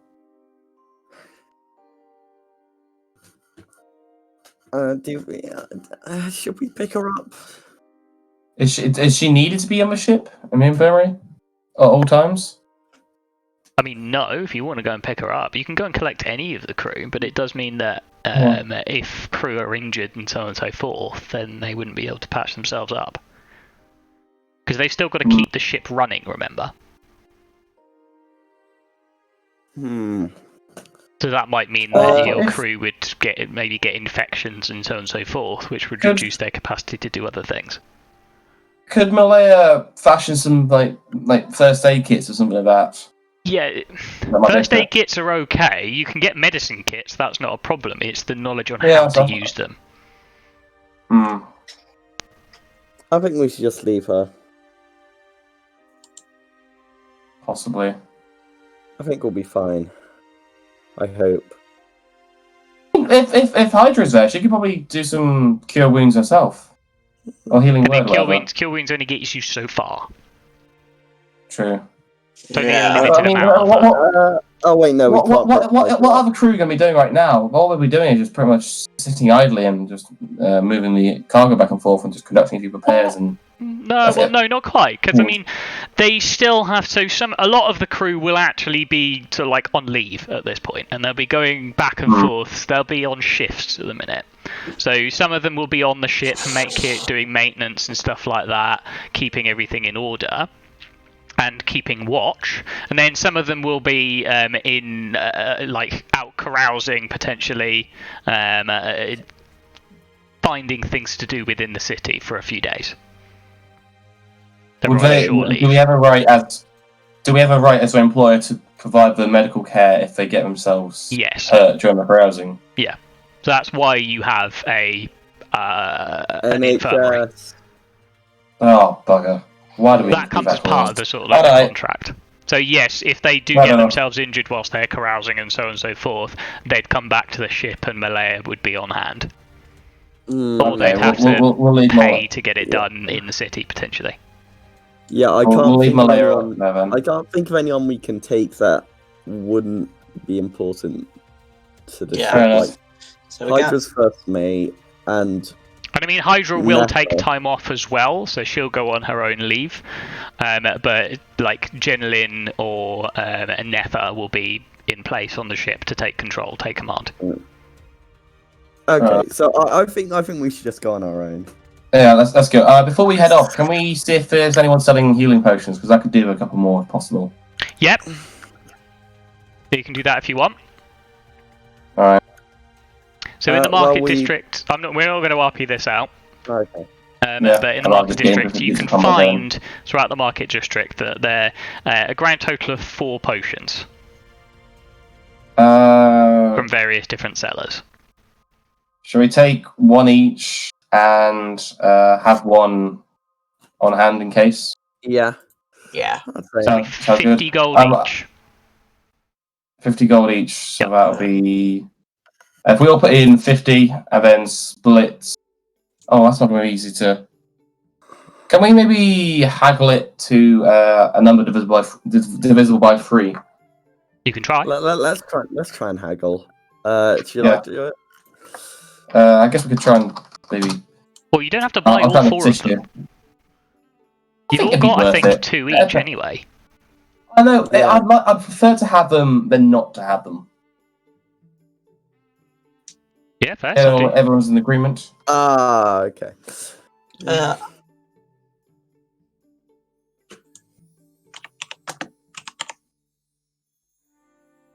You rolling, Ashley, or Yeah. yeah, I'm rolling. the persuasion check? Persuasion. Like something like 45, we can split that easily. You were rolling so badly today. What the hell is wrong, Ash? I have no clue. You've been the MVP for the past 3 sessions, and now you're just it's gone down a shitter. I'll ask if 45 is a fair price. 45 they will agree on. Okay, so that's 45 times 4, 180. So that's 60 gold each. Okay. Yeah. Fair enough. Let's do that. Yeah. You can do that. That's fine. Okay. And who wants to take the extra potion? I'll take the extra potion. Okay, so that means we should all have 3, apart from Sodezu, who has 4. Yeah. Oh, that's brilliant. So, should we head off? Let's go. Yeah, I was going to say, if you want to head off now, Squish, because it's 4 o'clock as well. I could probably squeeze a bit more time in. Well, basically what will happen is once you need to go, is Vine's going to take Ollie's going to take over Ragnar. Yeah, that should be fine. I can probably squeeze a bit more time. Okay. So you travel along the road for a short period of time, so it doesn't take you very long. It takes you maybe a few hours to get across to the fortress. I'll take you over to the map now. There it is. Imagine you can't quite see that. Actually, I don't know why I've got that. Hang on, let me get rid of that. Just do that. So, as you're approaching, you're not where you are on the map currently. I just didn't want to have a huge fuck-off map that spread off into like 100 feet the other direction. So imagine that you're not at the fortress yet. You are a little further down the road. How are you approaching? Are you approaching stealthily? Are you approaching? I can't see. I can't see. Approach with stealth. Why Yeah, I can't only you see see black. anything? Have I forgotten to give you I'm sight approaching again? with... Yes. Ragnar is... There we go. That's a lot better. That's a stealth check. Yep. Yeah. You approaching Maybe not stealthily far. as well, Ashley? Wow! Ashley fucking yeah. disappears. That's better. Stealth mode activate. Yes, that's better. That's much better. Now my turn. Go on then, Vine. Not bad. Not terrible. Not terrible. Not bad. Okay. So, I also need you all to make me a perception check. Of course.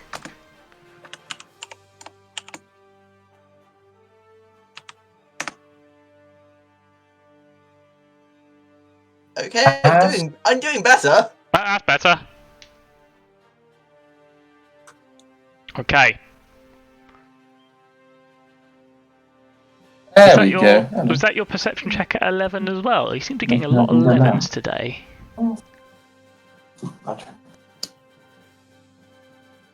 Okay. So, as you're approaching, you all manage to stay fairly hidden, which is good. You don't have anybody. You don't feel like you've been spotted or anything like that. But what you can see of the fortress is the main entrance is a great big gate just at the front here, in front of where your characters are on the map. It's surrounded by walls, and these walls are about maybe 10 feet tall.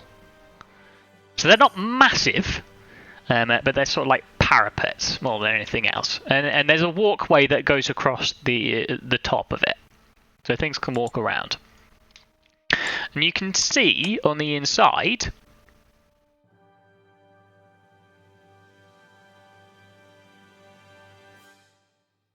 moving down. Oh, blimey. It's Hydra. like a huge amount of creatures. So they all seem to be a mix of different races, but each one seems to be like, some of them are wearing, there's a couple at the back on the parapets that seem to be wearing much more robed armor. They're not really wearing armor. It's more like robes than anything else. Ooh, cuff.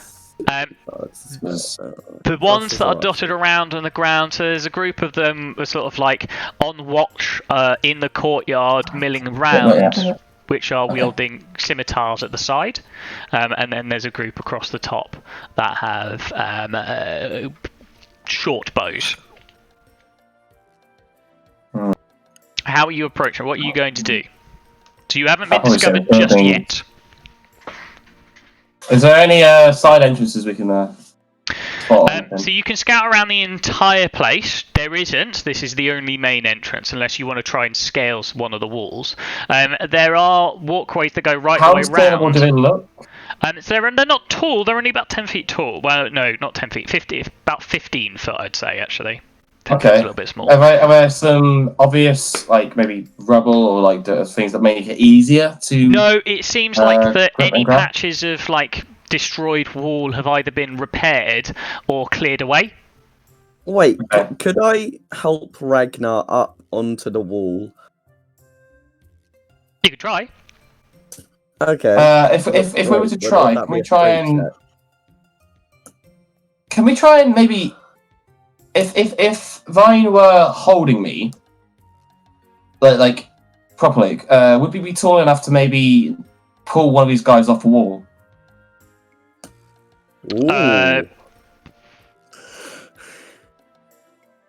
Maybe. Like proper like Assassin's Creed style. Maybe. I'm just thinking, how tall are you, Vine? Yeah, that does sound very fun. I mean, Vine is something like 6 foot tall. Yeah. Tall. Ragnar's only 4 foot tall. So, Okay, together with- The walls are Saldissa. about 15 foot tall. Right, so if Saldissa and Vine did something like that, They'd still be 3 feet away from the top of the wall. and then I'm on top of Yeah, good So fucking this- luck. Wait. I have something that will make Ragnar extremely happy. Okay, Wait, Ragnar, okay. I turn to you and I touch you on the shoulder, casting Spider Climb. Oh, Because Yes. what you can also Okay.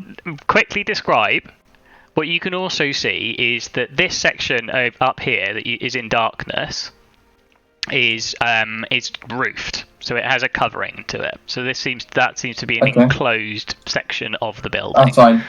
But Okay, it I still was thinking has I wanna- it still has a wall running around the outside. Okay, so if I've got spider climb, how long does that last for?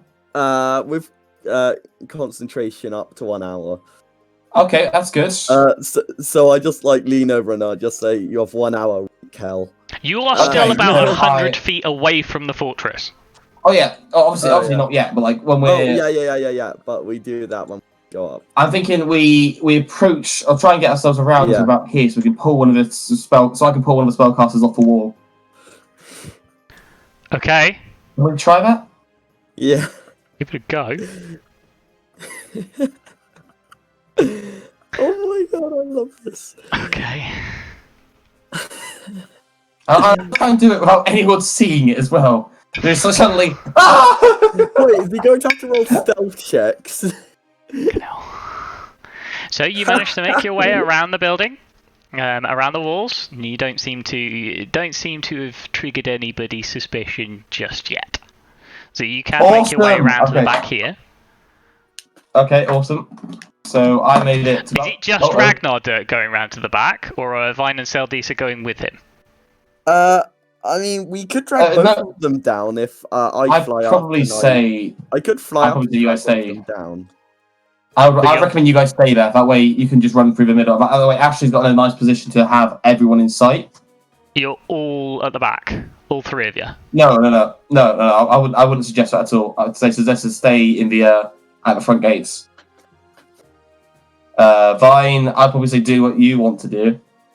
Yeah, I think I'm could- going to drag the other spellcaster down because At the same obviously time. if you drag the first one down, the other would see. Okay. So, does that sound like something we can do, Owen? You can certainly try. Okay, we're going to try and do a synchronized Assassin's Creed Yes. Dragonfall. I mean, it's only 15 feet. It probably won't hurt too much, but we'll have to probably proper throw them to the ground. Okay, so you're gonna climb up the wall. So Ragnar, you can just climb. Vine, I'm gonna Okay. fly. You're I'm gonna fly. Okay, Yes.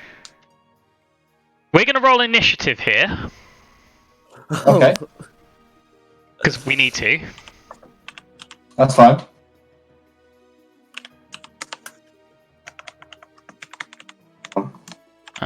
Let me get onto the right. Oh, not bad. Oh my god, these are some nice initiative rolls. These are some sausage rolls right here. Yeah, that's pretty good. Add your turns. Okay.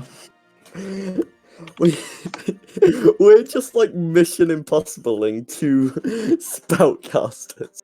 Wait, with spellcasters, you always aim for spellcasters first, because they're the ones who can buff and Yeah. heal enemies. and then it's a range one to stop them from getting you, and then it's I'm just meatheads. imagining like the two spellcasters there, like talking to each other, and then just a dwarf with an arc Hey, just wrapped around the why are we here? What? Like the spellcasters, like going like, "Hey, why are we here?" You know, What are we Red doing versus here? Blue. Are we the bad guys? We're the bad guys. Oh, Owen, please! I want this to happen. Oh my god! One sec, it says round 5. Yeah, it's because I haven't updated that yet. Oh, okay. See this. Should go descending there. Hang on. I want to also wait before I do this. Can I rage before doing this? So I get advantage on my strength checks. Well, you have a. Oh, if you rage, you'll have to recheck your stealth. Oh, okay. No, 'Cause you're in that case, I raging. don't want to do that. Yeah, which probably means is that true? screaming. Well, yeah, that's how I'd rule it, because I highly doubt that Ragnar would rage quietly. Fair enough. That's fair enough. That makes sense. Let's be honest with this. I highly doubt that Ragnar is ever going to be quiet when he's raging. And Ragnar's I'll probably say.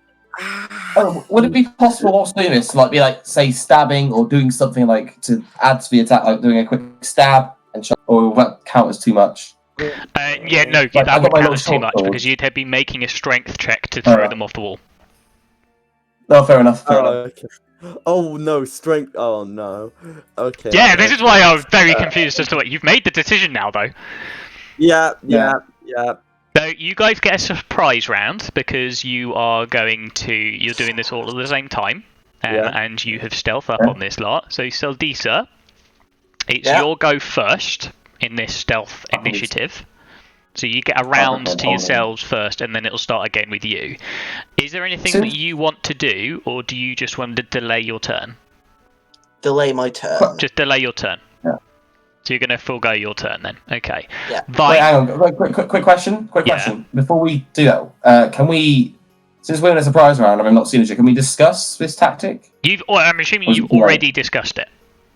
Yeah. So if you want to do last minute adjustments, do them now. Yeah. I'm gonna suggest that Seldisa knock an arrow ready in case it fucks up. Yeah. Yeah. So So you're basically saying that waiting you want Ashley to hold an Hold his action action. that if you fuck up, you want them to shoot what?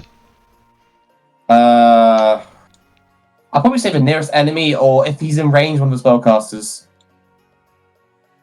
Okay, is that what you're doing then, Ash? Yeah. Fine. And that would include going in for the door and whatever. So you're holding guess your we can action. work it out. Remember, the way that a held action works is you have to specify a trigger and what you're doing. So you need to give me a specific target. You need to give me what you're doing and what will trigger it. Okay, so I'm going to ready a +1 arrow on my +1 bow and sort of aim it when the sort of first enemy moves Yeah. within my line of sight. Okay, so you're gonna shoot at the nearest enemy. If they fuck up, you're gonna or if once everything starts kicking off, you're going to loose an arrow at the nearest target. Yeah. Once mass combat. Once we've been detected. Fine. Essentially. In that case, then Vine, it is your go. Okay. So what's your fly speed? Your fly speed is like 20 feet, isn't it? Is it 30 foot? I think my fly speed is definitely farther than that. I need to check. Where do I find movement? It should be on your. If you mouse over walking at the top, if you click on it, it should give you your various different speeds. I think you've got 20 or 30 feet. I think it's regardless of what it is, it's enough to get you up. Yeah, Oh, no, flying my 50 flying foot. 50. My flying 50 feet. Jesus, Yeah, 50 feet. okay. Nice. Oh, you probably could you lift him up into the air or do it, Matt? You'd have to make a strength check. He's having to make a strength check, a contested strength check to push him off the wall. True. Yeah. It's gonna be a fat one as well. So The mages, those shouldn't be particularly strong. you're going to fly up. Are you just pushing him off? Yeah. Yeah. Oh Fly. no, I wouldn't push, pull. Shush. Oh yeah. It's not your turn. Fly up, grab him, and just to sort of like throw him off, like. Which direction? Inside or outside? Outside. Outside. So- Okay. In that case, then, make me a strength check. He's going to make a contested strength check against you. Critical fail. But he gets disadvantage. Oh, that doesn't matter. Yeah, well, especially Okay. considering he rolled a 16 and a nat 20, Oh! which the lowest value was, of course, a 16. So Yeah. Vine tries to fly up, and I'm going to put you. Up here, Vine. Tries to fly up, Spontaneously combust. grab hold of him, and try and drag him off. But the robed figure sort of like manages to just about fend you off. It doesn't seem particularly strong, but he manages to sort of like just duck out of the way of you. Ragnar, I barely hugged him. everything has kicked off now, so CLDC, you will get your attack in a second. But Ragnar, let's just do you very quickly first. Okay, so same thing again. Yeah, make a Okay. strength check. Contested on him, he Come gets on. disadvantage. Oh! No. This guy also rolled a minimum 15 on his disadvantage strength check. It's just that's bullshit. This one time we had something really clever. That was such a good plan as well. 2 critical fails. Considering they would have dropped 15 feet and taken a d6 of damage from it, and that's like most of their health. So that's quite funny. Either way, we're in their range. They'll have disadvantage on their range, so I think we should be okay. So you're now you're now up there as well. You're now Ashley, your attack goes off. Okay, so let me just bring it One up. sec, we essentially just like climbed up there and gave them a gentle hug. Basically, you basically climbed up there, tried to grab hold of them, and then missed. Okay, Well, I'm using. I was probably tied from a climb. You were tied from. Yeah, hold on, it's Fine. Ashley's go. Okay, Yeah. so I'm using a +1 arrow, so that gives me a +1, a plus, and a +9 from my longbow +1. Are you going against this guy at the top here, yeah? Yeah, I'm gonna go at that guy. One of the bowmen. Yeah. Go on then, roll to hit. 16. That should hit. Well, most definitely hit, yep. Roll your damage. Slash or D20. Oh, it's D8 plus 5 plus 1. 7! 7 points of damage. So the arrow flies loose. The knocked arrow flies loose, sailing through the air and slices through this guy's neck. And each of these cultists, you can see that they are wearing masks, but like parts of their body seem to be twisted. So they're not like natural in some ways. They almost seem to have like living growths coming off of their skin, tendrils of stuff going through their veins, etc., etc. But yes, you do 7 points of damage to him, and he is now looking very injured. He's looking very, very injured. So I badly wounded him. Yeah, very badly wounded that one. Okay, so now initiative. So we're in. So Lisa, you get another turn. Okay. I'm gonna finish him off, Go for it. and I'm also gonna use Colossus Slayers. It's because I can. Yeah, now that you've done your damage. Basically securing his death right now. Effectively, Yes. that's if Ashley hits, 15. which he does. Yeah. Would the DM be very nice to let us know their armor class? No. No, fair enough. We know it's at least 15. I can get rid of the falling Oh, bowman. damage rules now. Seeing as how you cocked that up. Yeah. That was so funny. Just calculating. 20! Oh my Wait. god! D8, yeah, 20 points of damage. You fire an arrow through, it sails straight through the centre of his eyes, and his brains explode out the back of his head. Hey, MVP. He's dead. Fine. Okay. What are you doing? I take out my quarterstaff, cast Shillelagh, and smack the spellcaster right in his face. Okay, roll to hit.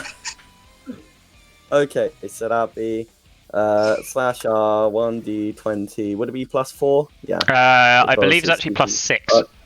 Because you're proficient in quarterstaff and you're using your wisdom mod. Oh yeah. Oh, lovely! That hits. 22, nice. Roll your damage. That'll definitely hit. These guys they're not very well armoured, so they don't seem to be difficult to hit. Now +4 to the attack. Oh, yeah. Yeah, +4. Wait.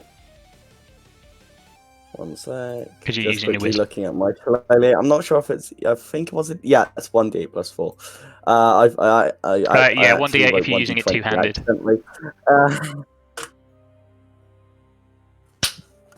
12.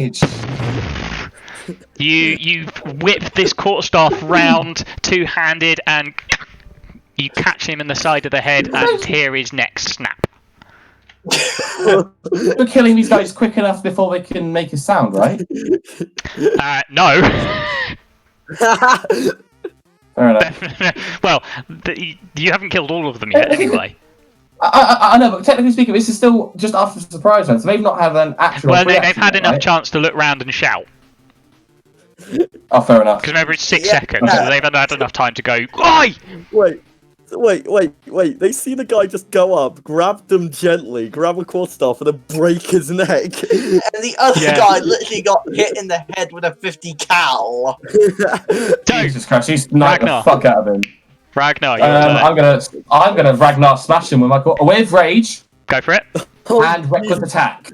Go for it. So a raging reckless attack. So it's going to be /RD20 +6. Roll twice. And that should hopefully save that attack, which is brilliant. 15, yeah, we'll hit. Both of those have hit him? No. No, fair enough. Okay, so I'm going to roll my damage. D8 plus, so +2 melee damage. So +8. Oh, no, not 8, +6 rather. Let's say. So, minimum damage is 7. Oh, max damage! You hear a wet squelch as your warhammer slams and crunching of bones as your warhammer crunches into his chest and caves in his ribcage. I'm not done with my movement yet because I'm not done with my back turn because I've still got my movement. I want to. Just climbing counts movement or an counts as action movement, so you take climb? up 15 foot of movement. So Cool. you've Fine. got 25 feet. Yeah, that's fine. So what I'm going to do is I'm going to move in towards this guy. So wait, I'll be 15 down, right? 15 down, and then you'd have to spend 10 foot moving across.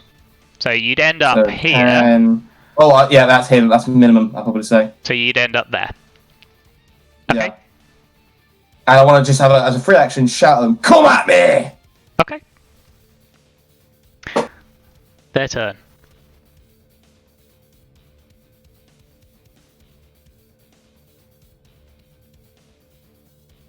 Oh, this is intense. Yeah, man. Do much, to be honest. Question though, did you expect that beginning? No, I didn't. I knew you'd have a fairly easy go at these guys, but... Yeah, have we made it quite easy now with the spellcasters gone? Yeah, no, you did quite well. It was a good tactically thought. I am giving you harder encounters now because you have been doing too well. So I've leveled. Basically, I'm giving you what would be equivalent of a level 4 encounter versus level 3s because you're doing so well at the level 3s. I'm just making it harder. But I'm giving you. This is technically like a medium encounter, I think. Seeing as how they can't get to Ashley, they're going to get out of your line of sight by running at Ragnar because he's the only enemy that they can see. Can this one get around to... Yeah, easy. They're all effectively going to come and surround Ragnar. Oh no, this is what Ragnar wants. So you attacked recklessly, didn't you? Yes. Let me just double check the rules. I think that is anyone that attacks. So let's see. So all of these get advantage, I think. Attack rolls. Yeah, attack rolls against me have advantage to my next turn. First one is a 22. Yeah, I'll hit. I have rage, so I'll be doing my resistances. So that's 4 points of damage. So you can halve that to 2. 2. Next one, natural 20. Okay, fair enough. That's 8. So you can halve that to 4. That's 5 so far. Oh, no, Third one misses. 6. That's only a 12. Oh, for fuck's sake. Fourth one, another natural 20. Jesus Christ. So that's another 8 that you can halve to 4.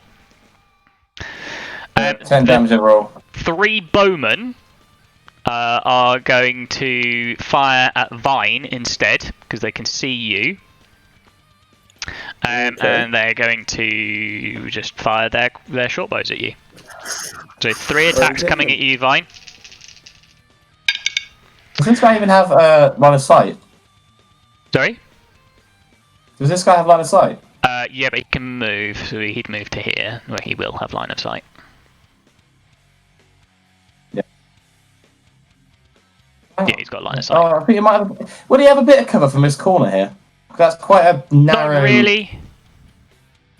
Because remember, these roof, that's a roof, it doesn't cover that entire thing. Oh, yeah, it's true. That's true. That's a roof, so this is like 10 feet above them. 10, 15 feet above them. Okay. So it doesn't really block them. So he's got line of sight there. So you've got 3 attacks coming at you. 2 18s and a 19. All hit. That's 12 points of damage. As 3 arrows hit you in the chest. Okay. That's the end of that round, Sildisa. Okay, I'm going to sort of move a bit more into the courtyard, and I'm going to target this one. That one up the top there, yeah, okay. Cool, roll to hit. So, and also, I'm going to cast Hunter's Mark. Okay. Oh, I missed that spell. Yeah, So actually now does even more damage. Yeah, so plus... You basically... When you say to nerf us, you mean to nerf Ashley, right? No, I don't need to Ashley's too nerf powerful. Ashley. I just need to play better. This is why I'm throwing squishier guys at you, because it makes his Colossus Slayer effectively pointless.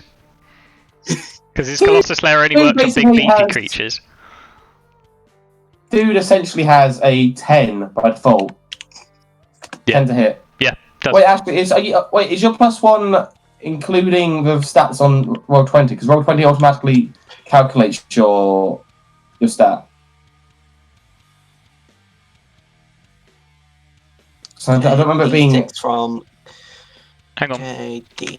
I'll take this. I think it's including his hit with his longbow +1, but he's also using +1 arrows. Oh, yeah, that makes sense. Yeah, it's also using his +1 arrows, so he gets an extra +1 as well. Right, okay, I thought I'd just double check that. 12 points, he's dead. Awesome. Another one manages to Another fly one through the air and... dust. Another one bites dust. Yeah, and you just see his head arrow fly through his skull, one of his eye sockets, and his like limp body just flops down to the ground with a. You have an interview yet? I think you should. You what? Nothing. Are you moving your hunter's mark? Yes, to his compatriot next to him. I thought you might. Brilliant.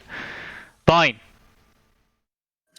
I turn into... I take B shape of a needle blight and use photosynthesis. And because it's an action... Well, photosynthesis happens at the end of your turn. Yeah, because that is the end of my turn because it counts as an action. Oh, so you're just changing and yeah. then heading. Okay, add your bonus hit points Yeah, to. that is 3. So what's your temp hit points now? Needle Blight's 9, isn't it? Yeah. Sorry. 1 sec. That's 11. I think a needle blight's 9. I'll check. No. Needle blight's 11. So that's even better. Oh, it's 11. I should also clarify.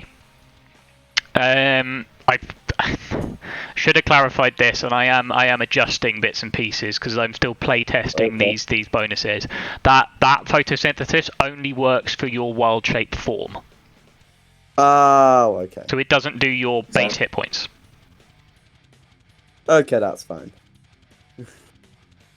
So you can heal up your druid level in hit points onto your wild shape form's hit points. Oh, okay. Okay. Yeah.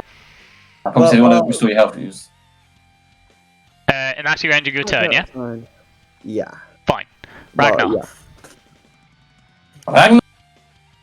I'm gonna smash. You gonna smash? Which one? I just realised.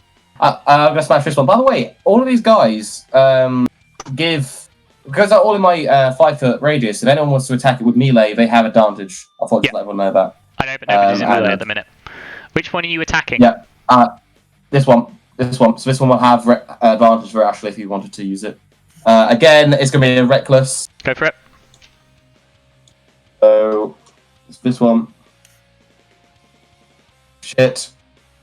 That saves it, though. And So roll your damage. once again, D8 plus 6. Come on. What's going on? Surely they must be shit, kind 12 of hit scared points. by now. Considering we're one-shotting literally everyone. They must be kind of afraid. They know things you don't He's know. dead! Fucking He's dead, yeah. He's dead. So another blow with your warhammer comes careening round and just crunch. You hear as a bonus ribs action, I blow a raspberry in the face of this man. Oh dear. I want that to be a feat from the point. you cover your enemy in spittle. That's my taunt. I think that should be my taunt. So, okay, 3 attacks, all with advantage against you, Ragnar. Come on. That's a 20 to hit you, so that's 4 points of damage. Okay. That's a 17. Misses, yes? That doesn't hit. Doesn't hit. Misses. That's a 15, so that also misses. Okay, so it's just 2 points of damage then. Just 2 points of damage, yeah. So this one that fired at you at the top here that fired at you, Vine, is going to attack and fire at you again. Okay. The other one is going to go for Ashley. So the one that's Hunter's marked currently. Sorry? I'm gonna say, like, Vine's only killed 1 guy so far, whereas Sildis has killed, like... I know, so 3 one of them's dudes. going to go for Seldisa. But he didn't have a shot on Okay, Seldisa previously. So the one against Seldisa, that's a 12 to hit. What's your rating? Misses. Misses? 16. And that's 19 to hit you, Vine. Yeah, my armor class is 12. So that's 4 points of damage to your wild shape form. Okay, to be fair, that's not too bad. Imagine the arrow just like I just tilt my head to the side and like the arrow just impales itself into the door. Yeah, well, it doesn't actually really have a door. It's like an open gateway. I mean, like door, like the gate. Yeah, it just thuds into the floor, sort of behind you. Is your turn again now, Saldisa? Okay, time to rack up my kill count again. Go for it. Quick scopes and some cheeky noobs. You also had the benefit of this encounter. You had a surprise round on them, so you could deal damage. And really high initiatives. Your initiatives are stupid high. 12. 12? Oh! No, wait, 18. 8, I'm about to say. 12. 18 will definitely hit, yeah. Okay. That's I against see Ashley has changed to the roll 20 dice. Obviously, his dice is broken. Not trusting his dice at the minute. I don't blame him. 16 points of damage, yep. I think. Other one Did he down. not kill him? Another arrow, and the guy just collapses off the wall dead. Are you moving your hunters? You're moving Yeah, your I'm hunter's going to mark. move my hunter's mark. Which one? I'm going to move it to that one there by Ragnar. That one there. Cool. Okay. Fine. I am going to fire needles at this guy right here. Okay, so you can make a ranged attack against him. Yep. One sec. Bear in mind, you don't get advantage. +3 to hit. Yeah. Go for it. Good luck.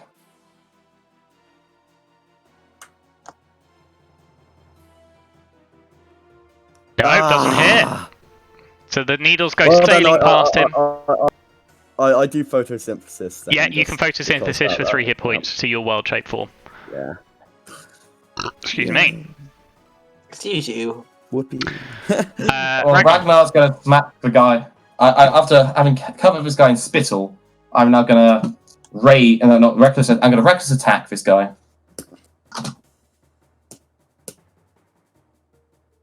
Plus 6. Go for it. Yeah, easy. Oh, let's see. Let's see if we get a 20. No. No. Easy hit. Alright, so D8 plus 6. If we kill him. Yeah, I think he's dead. He's dead. No. Their turn now. More attacks against you. In fact, I'll do these Well, in twos. right in this guy's face. That's an 18. That hits me because you win. Yep. So that's another 4. That's a 21. Yeah, okay, so that's 4 damage then. This one is going to attack. Well, seeing as how Vine is being completely useless at the moment, he's going to turn his short bow on Seldisa, because Seldisa is doing the damage. Mean? No, just kidding. You are being useless at the minute, Vine. I'm a sad God, he's needle going guy. executing Rolls people. a fucking 6. I can't hit Ashley for shit. I can never hit Ashley. Why can I never hit Ashley?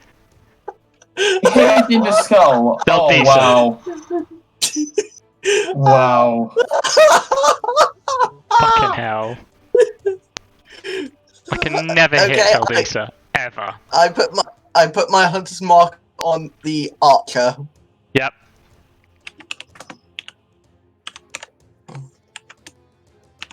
Go for him, Ashley. Snipe the fuck out of him. You've been just one hit killing all these guys. Yeah, I knew Not it hit. again! Easy. Oh no. Can you see their fancy dice as well, Squish? No. I can't really okay. see. I didn't put the plugin in. Okay. Yeah. 22! 17. 17, yes, that's enough, funnily enough. Now, you can't move your hunter's mark, so I don't know what happens to it now, actually, because you've already moved it. Or do you just move it on your next turn? I'm going to move on my next turn. I think you just move it on your next turn, didn't you? Yeah. Fine, this is your chance to redeem yourself. Yeah, I'll try and fire needles at the same guy again, so that dude over there. Okay. Let's do this. Slash R1 D20 plus 3. Oh wait, is it plus 3? Yeah, it's plus 3. Go for Enter. it. Nah. Now 1. Oh my god, that's typical. Yeah, no, definitely doesn't do anything. And you can photosynthesize. Yeah, that's obviously 1 HP. So Well, as a free action, I'm going to say to Vine, you don't know, you can have a better chance at hitting them if you're up close with my necklace with my raging. You remember, it's quick.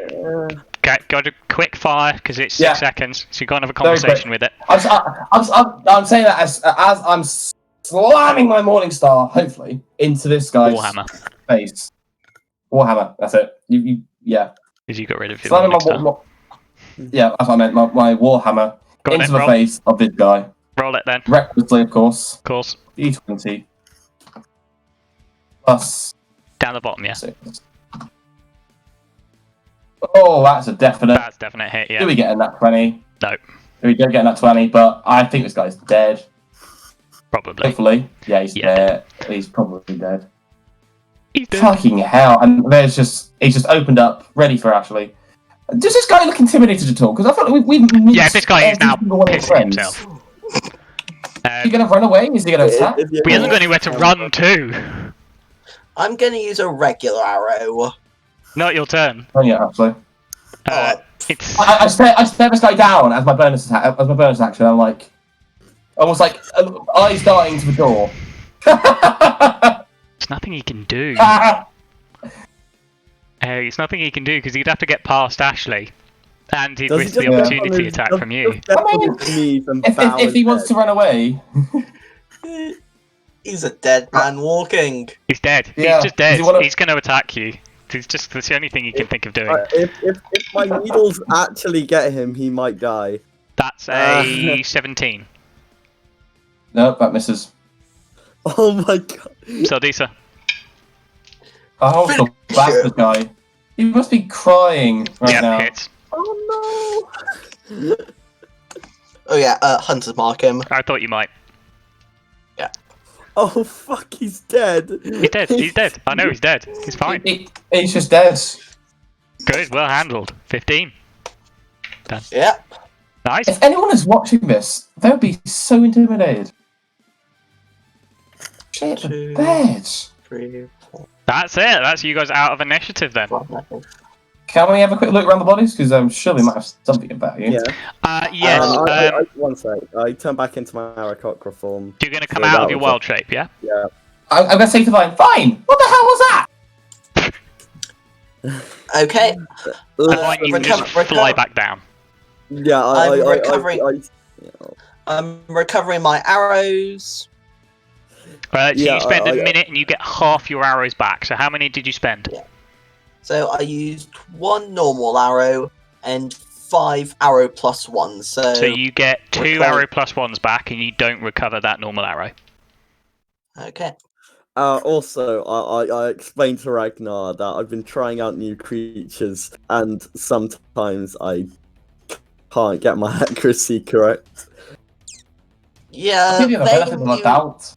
Thane, you Fine. your accuracy kind of sucked on that one.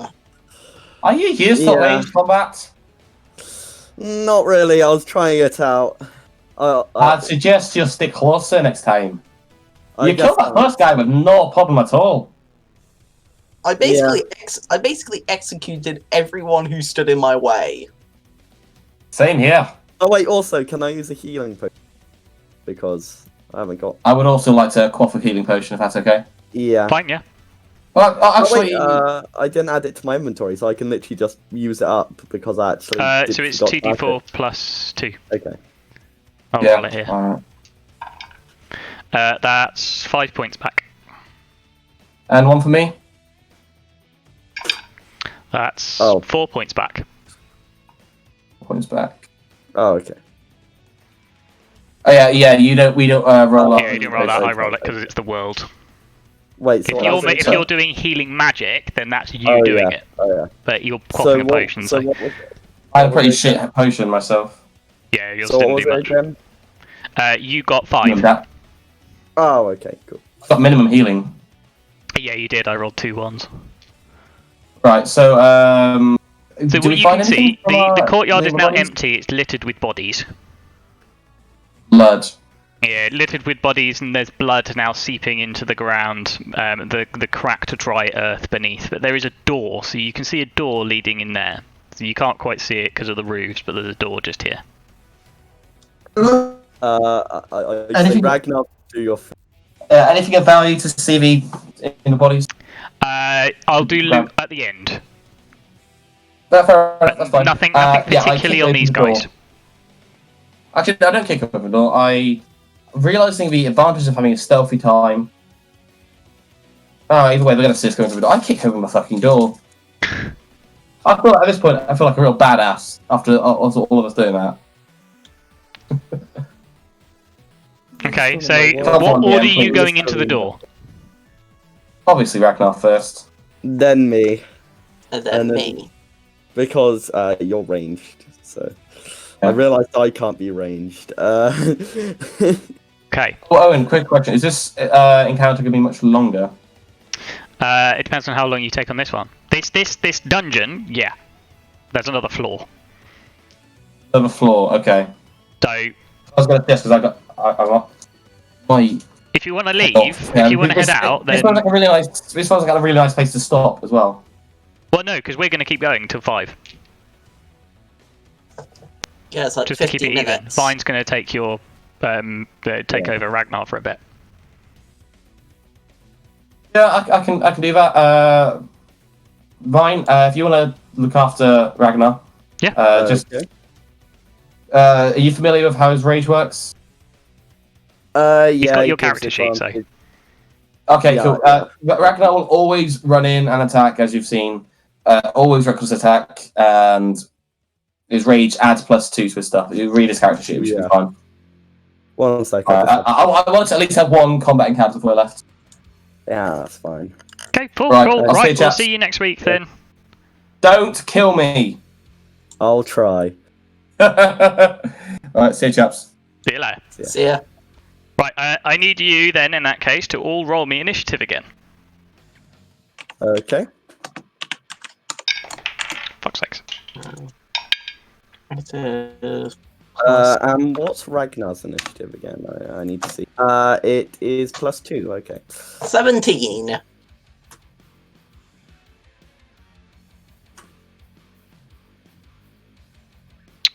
Rolling shit again. Yeah. Yeah. Okay, so mine is 8. Ragnar's is 6. Oh, I need to be able to. Can you give me control over Rag? Oh yeah, hang on. Let me change you over. Ragnar. Edit. Yep. Should have control There over we him now. go. I imagine my character was much like the start. Have you seen Astartes, that animated thing on YouTube? No. No. Basically, it's sort of like the Astartes sort of like board the ship and then just begin just shooting everyone with perfect accuracy. Anyway. Right. Wow. Okay. So, as Ragnar kicks the door down and rushes in, so he gets into the door, and I'm going to put you all into the room here. But Ragnar was the first through the door. So, these guys have heard the ruckus outside and appear to have taken up defensive positions. They also, their sort of actions go off. Their prepared actions go off. So, Ollie, I need you to make me. So they're going to get a surprise attack round because they prepared this. Yeah. Because they heard you fighting outside. I need you to God. make me 2 wisdom saving throws, please, for Ragnar. Oh, for Ragnar. For Ragnar, yeah. Okay, so. His Oh, rage it's is no just- longer active at the moment because it's taken you time to get Yeah. in here. Yeah, my hunter's mark has gone off as Gone well. off as well. Like sort of like So that's an 11, yeah? Yep. And And roll now another one. just a second. And an 8. 8. He's not too wise. This I mean, is the problem with making lots of noise. As these 2 casters that you can see, the robed figures, wave their hand in the air and like a partially see-through bell gongs, so you can hear the tolling of a bell through the air, sort of targeted at Ragnar, and you see wisps of sort of like necrotic energy reaching for him, ready to suck him dry. Oh, Ragnar resist. As he As he takes 4 points of damage from this. I rolled really okay. badly on that. I got to roll 2d12. I rolled really badly. But the others also, there's again two bowmen and two guys wielding scimitars. So actually, the bowmen are probably back here with the casters, and the two swordsmen will come rushing up. One will attack Ragnar, one will attack Vine. So the one to hit Ragnar, that's cocked, so I'll roll it again, is a natural 1, which was lucky because the cocked one was the natural 20. Yeah. Oh shit. Vine, that one was a natural 20 though. Oh no. So the first one misses Ragnar, the second one manages to jab right into your side and deals 8 points of damage to you. Oh no. We're now at the top of the initiative, so it is now your turn, Seldisa. Okay. Oh no, wait, there's two more shots. Sorry, there's 2 more shots. Because the guys with bows haven't acted. Sorry. Another one going in at Ragnar, which is an 18, which matches his armor class, so that's 4 points of damage to him again. Another one at you, Vine. Oh no. That's a 20 to hit you, so that's 4 points of damage. Oh crap. Seldisa. You see my health. You see my health. I see your health, yeah. I see your health. Okay. Oh fuck. I'm gonna use Hail Thorns. Hail of Thorns? Okay, well, Yeah. explain to me what Hail of Thorns does then. Okay. The next time you hit a creature with a ranged attack before the spell ends, this spell creates a rain of thorns that sprout from your ranged weapon or ammunition. In addition to the normal effect of the attack, the target of the attack and each creature within 5 meters of it must make a dexterity saving throw. The creature Okay. takes 1d10 piercing damage on a failed save, or half as much. Okay. Uh, Okay. where So are you who are you firing? shooting? Okay, so I'm gonna shoot this one. Like shoot in the about here. Oh, thank God, because if you shot You're them going to with the shoot. swordsman, You I have to would- target a creature, so you targeting this one here. I'm gonna target this one. So the only person that will get hit would be the acolyte below him, the caster below him. You Yeah. also need to do that at disadvantage because you Okay, are so- within 5 feet of an enemy. He's also going to get +2 to Okay. cover. And actually, to be fair, he's going to get a +3 to cover because Ragnar's in the way as well, and so is Vine. Okay. Slash D20 plus. Just a sec. And I'm going to use a +1 arrow. 9 plus 1. And best just copy it to make it easier to do. 18. 18 will And- hit, even with his bonuses to cover. 20! Well, you but- did it at disadvantage, so we take Yeah, the 18. I know, but So that 20 is Yeah. nice. Okay, so yeah. yeah. So the So it 18 hits will hit, that even guy. with his disadvantages. They need to make dexterity saving throws, yeah? Yep. Let me just double check. For in addition to the normal effect of the attack, the target of the attack and each creature around it must make a dexterity saving throw. What's the DC on that? Dex 13. It says if you look at it on your spells Dex list, it says Dex 13. 13. They both pass. Okay. So they take half D10. To roll the D10 separately, Okay. and then you deal your Just damage give to me- the cultist normally. Yep. Okay. So 10 and slash RE10. So the 10 will kill this one, and this Yeah. one only takes 1 point of damage as the Hail of Thorns splashes out.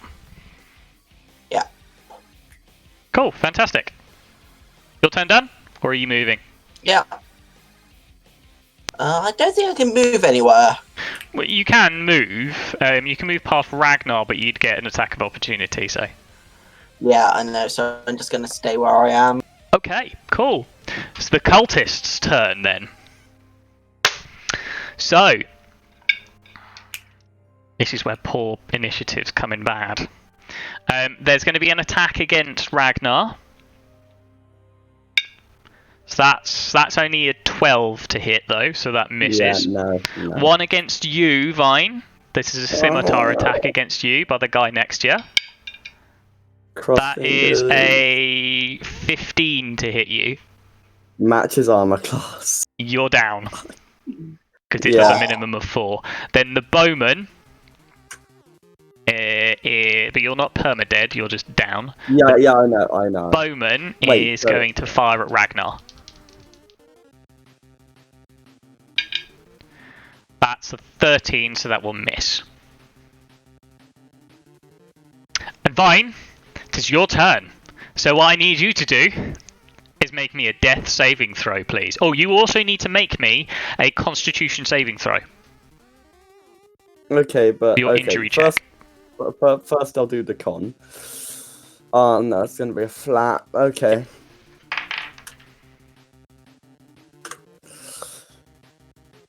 Oh, that's a fail. Oh no. I need you to roll me another d20, please. Oh no.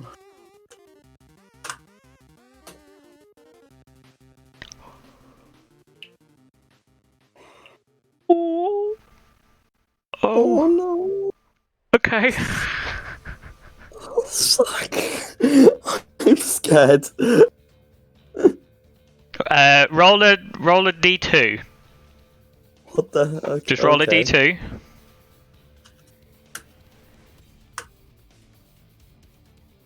It's just rolling.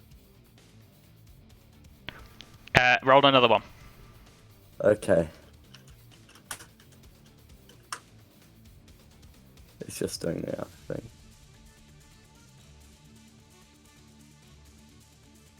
Fuck. What?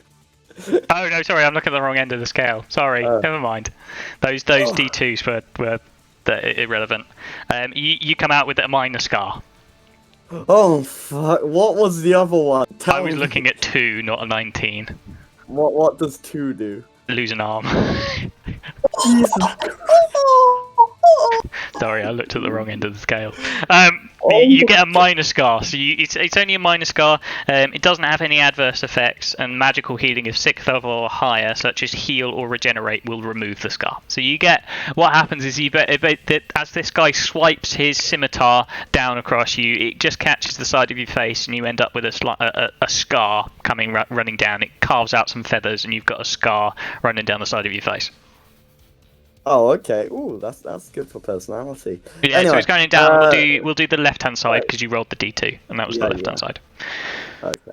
And now you need to roll me a death saving throw. So what's that then?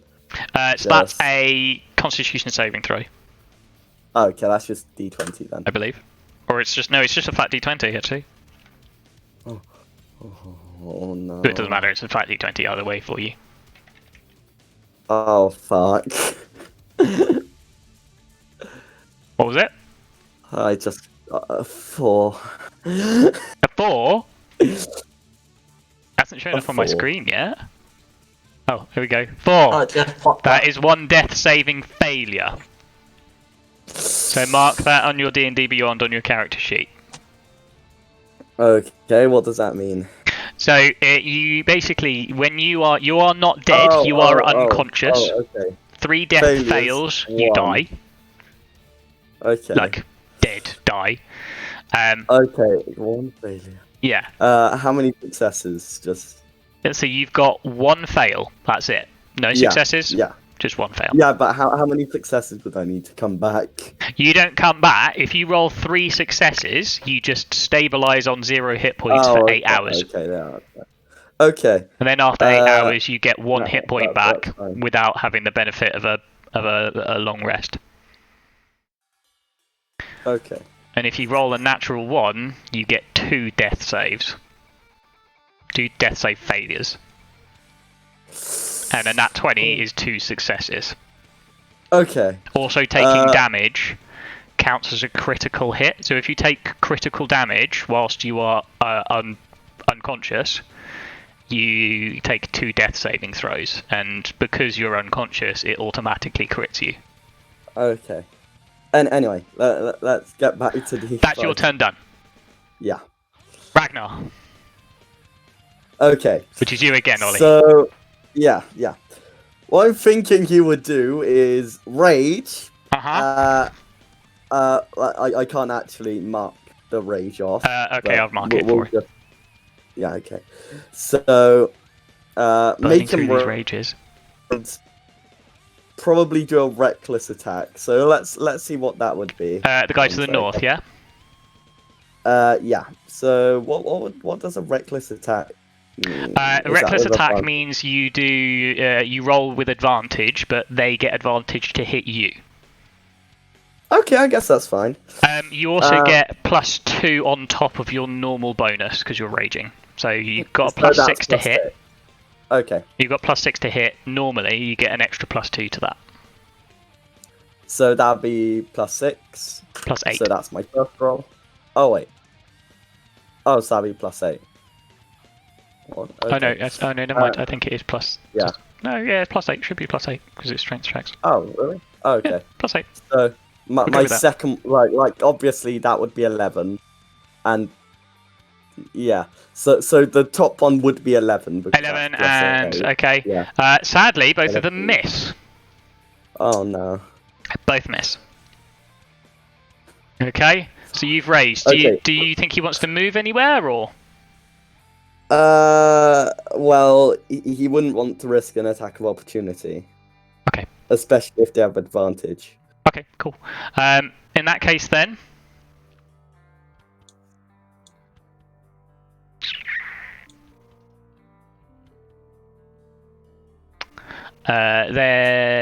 That's Ragnar's turn done. It's the Acolyte's turn. So the Acolytes will cast 1 on Ragnar, 1 on Seldisa, because Seldisa's used some magic and killed one of them. So they're going to Sacred Flame the 2 of you. So they're going to cast Sacred Flame on them. Flame like radiance descends on a creature. You need to make dexterity saving throws, please. Okay, what's Ragnar's dex? +2. Oh, that's a fail.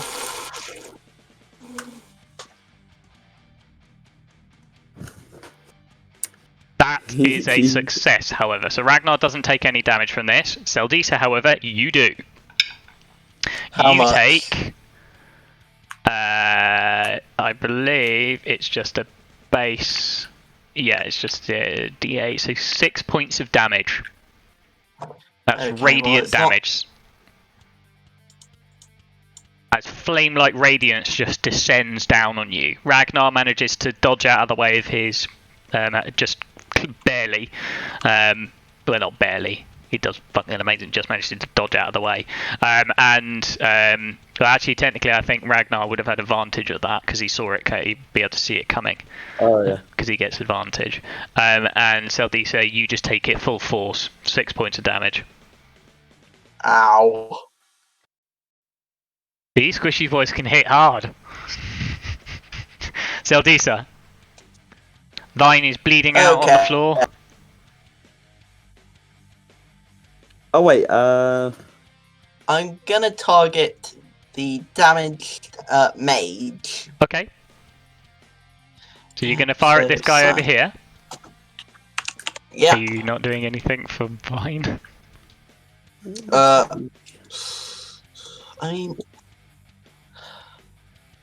No, I changed my mind. I'm going to target the one that killed Vane. well, not killed, just downed. I'm not dead yet. Okay. Because remember, if you Yeah, heal I'm him, not he comes back up again.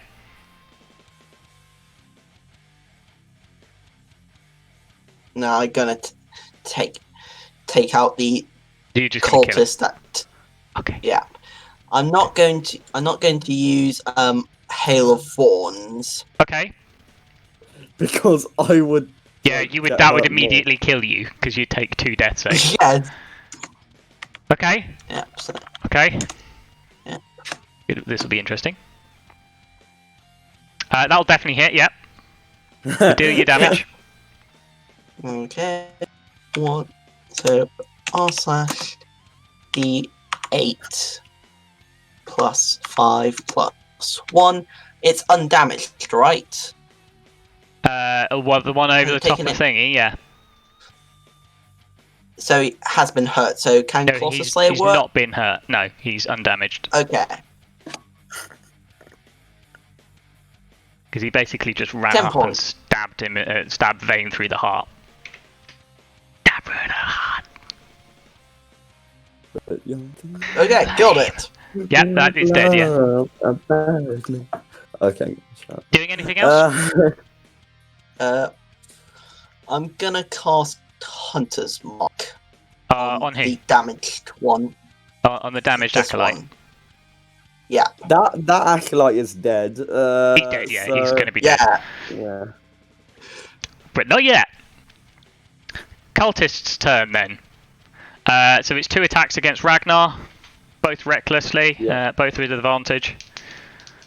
But he takes half damage from this. That's one at 17, so that misses. So that's the guy scimitar dude in front of him. And that one is a natural 20. So that will definitely hit. That will do 8 points, but halve it to 4. Yeah.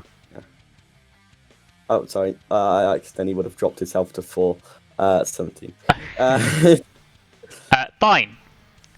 I need you to make me another death saving throw, please. If he rolls a 1 here. That is 2 death saving fails. No. Oh dear. No. This is fine. We are overrunning a little bit, so we'll get to the end of this round and we'll see what happens. Ragnar. I'm gonna try the best version of this I can. No, I'm not gonna shout Ragnar Smash actually because my windows are open. Obviously, I'm going to, because my rage is still activated. Yeah. I am going to. Why not? I'm going to reckless attack that bloody cultist in front of me. Okay. Yep. Go for it.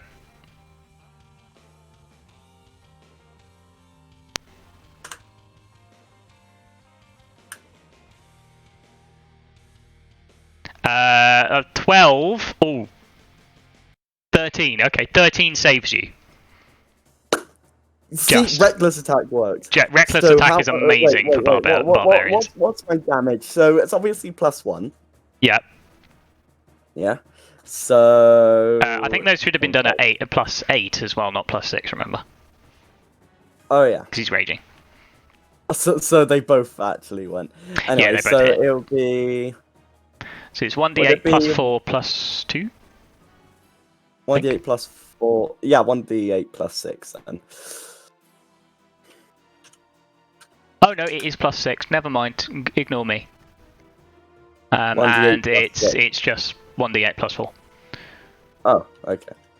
Yeah, 1d8 +4. Yeah. Ignore me. I just read through his rage. Okay. Oh wait, but that. Oh no. 7. Oh, it's not dead, but match his face in.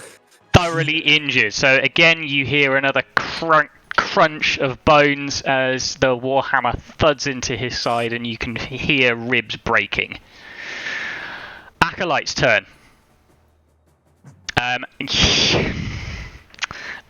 Ragnar and Seldisa. Dexterity saving throws again. Ragnar gets advantage on this because he can see it coming. Okay. And I believe it's +6. 8. Fail. Oh! Oh wait. This is you, Ollie. Yeah. Can't just give up because you're dead. 20 plus. Wait, what was it plus? So it's dexterity saving throw. So Ragnar's dex is. It's +2. It's +2. Yeah, and he gets advantage on it, I believe. Oh, okay. Yeah, because he's got danger sense. Oh, okay. But he got an 18. Doesn't matter, he succeeds. Sadly, Seldice, you fail again. How much? This time, however, you only take 2 points of damage. Doesn't seem to be quite as powerful as it was last time. I. And we've overrun by 10 minutes, so Yeah. we're going to end it there. Oh no. So, we're mid-combat. Vine is on the verge of death.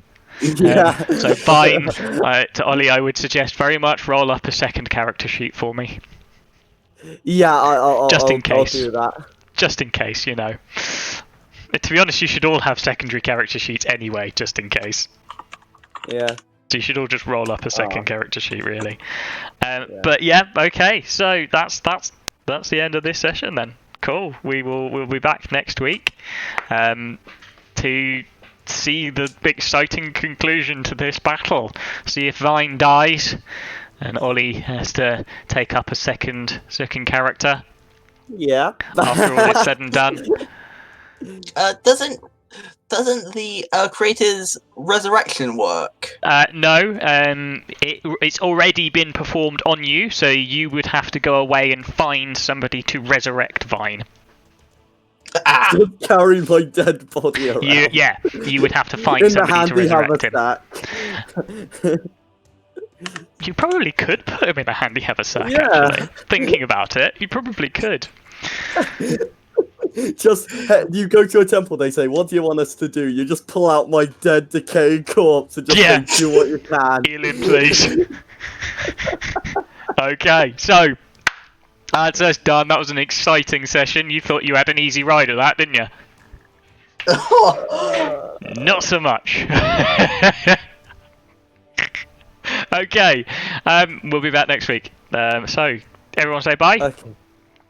Bye. Bye. Bye.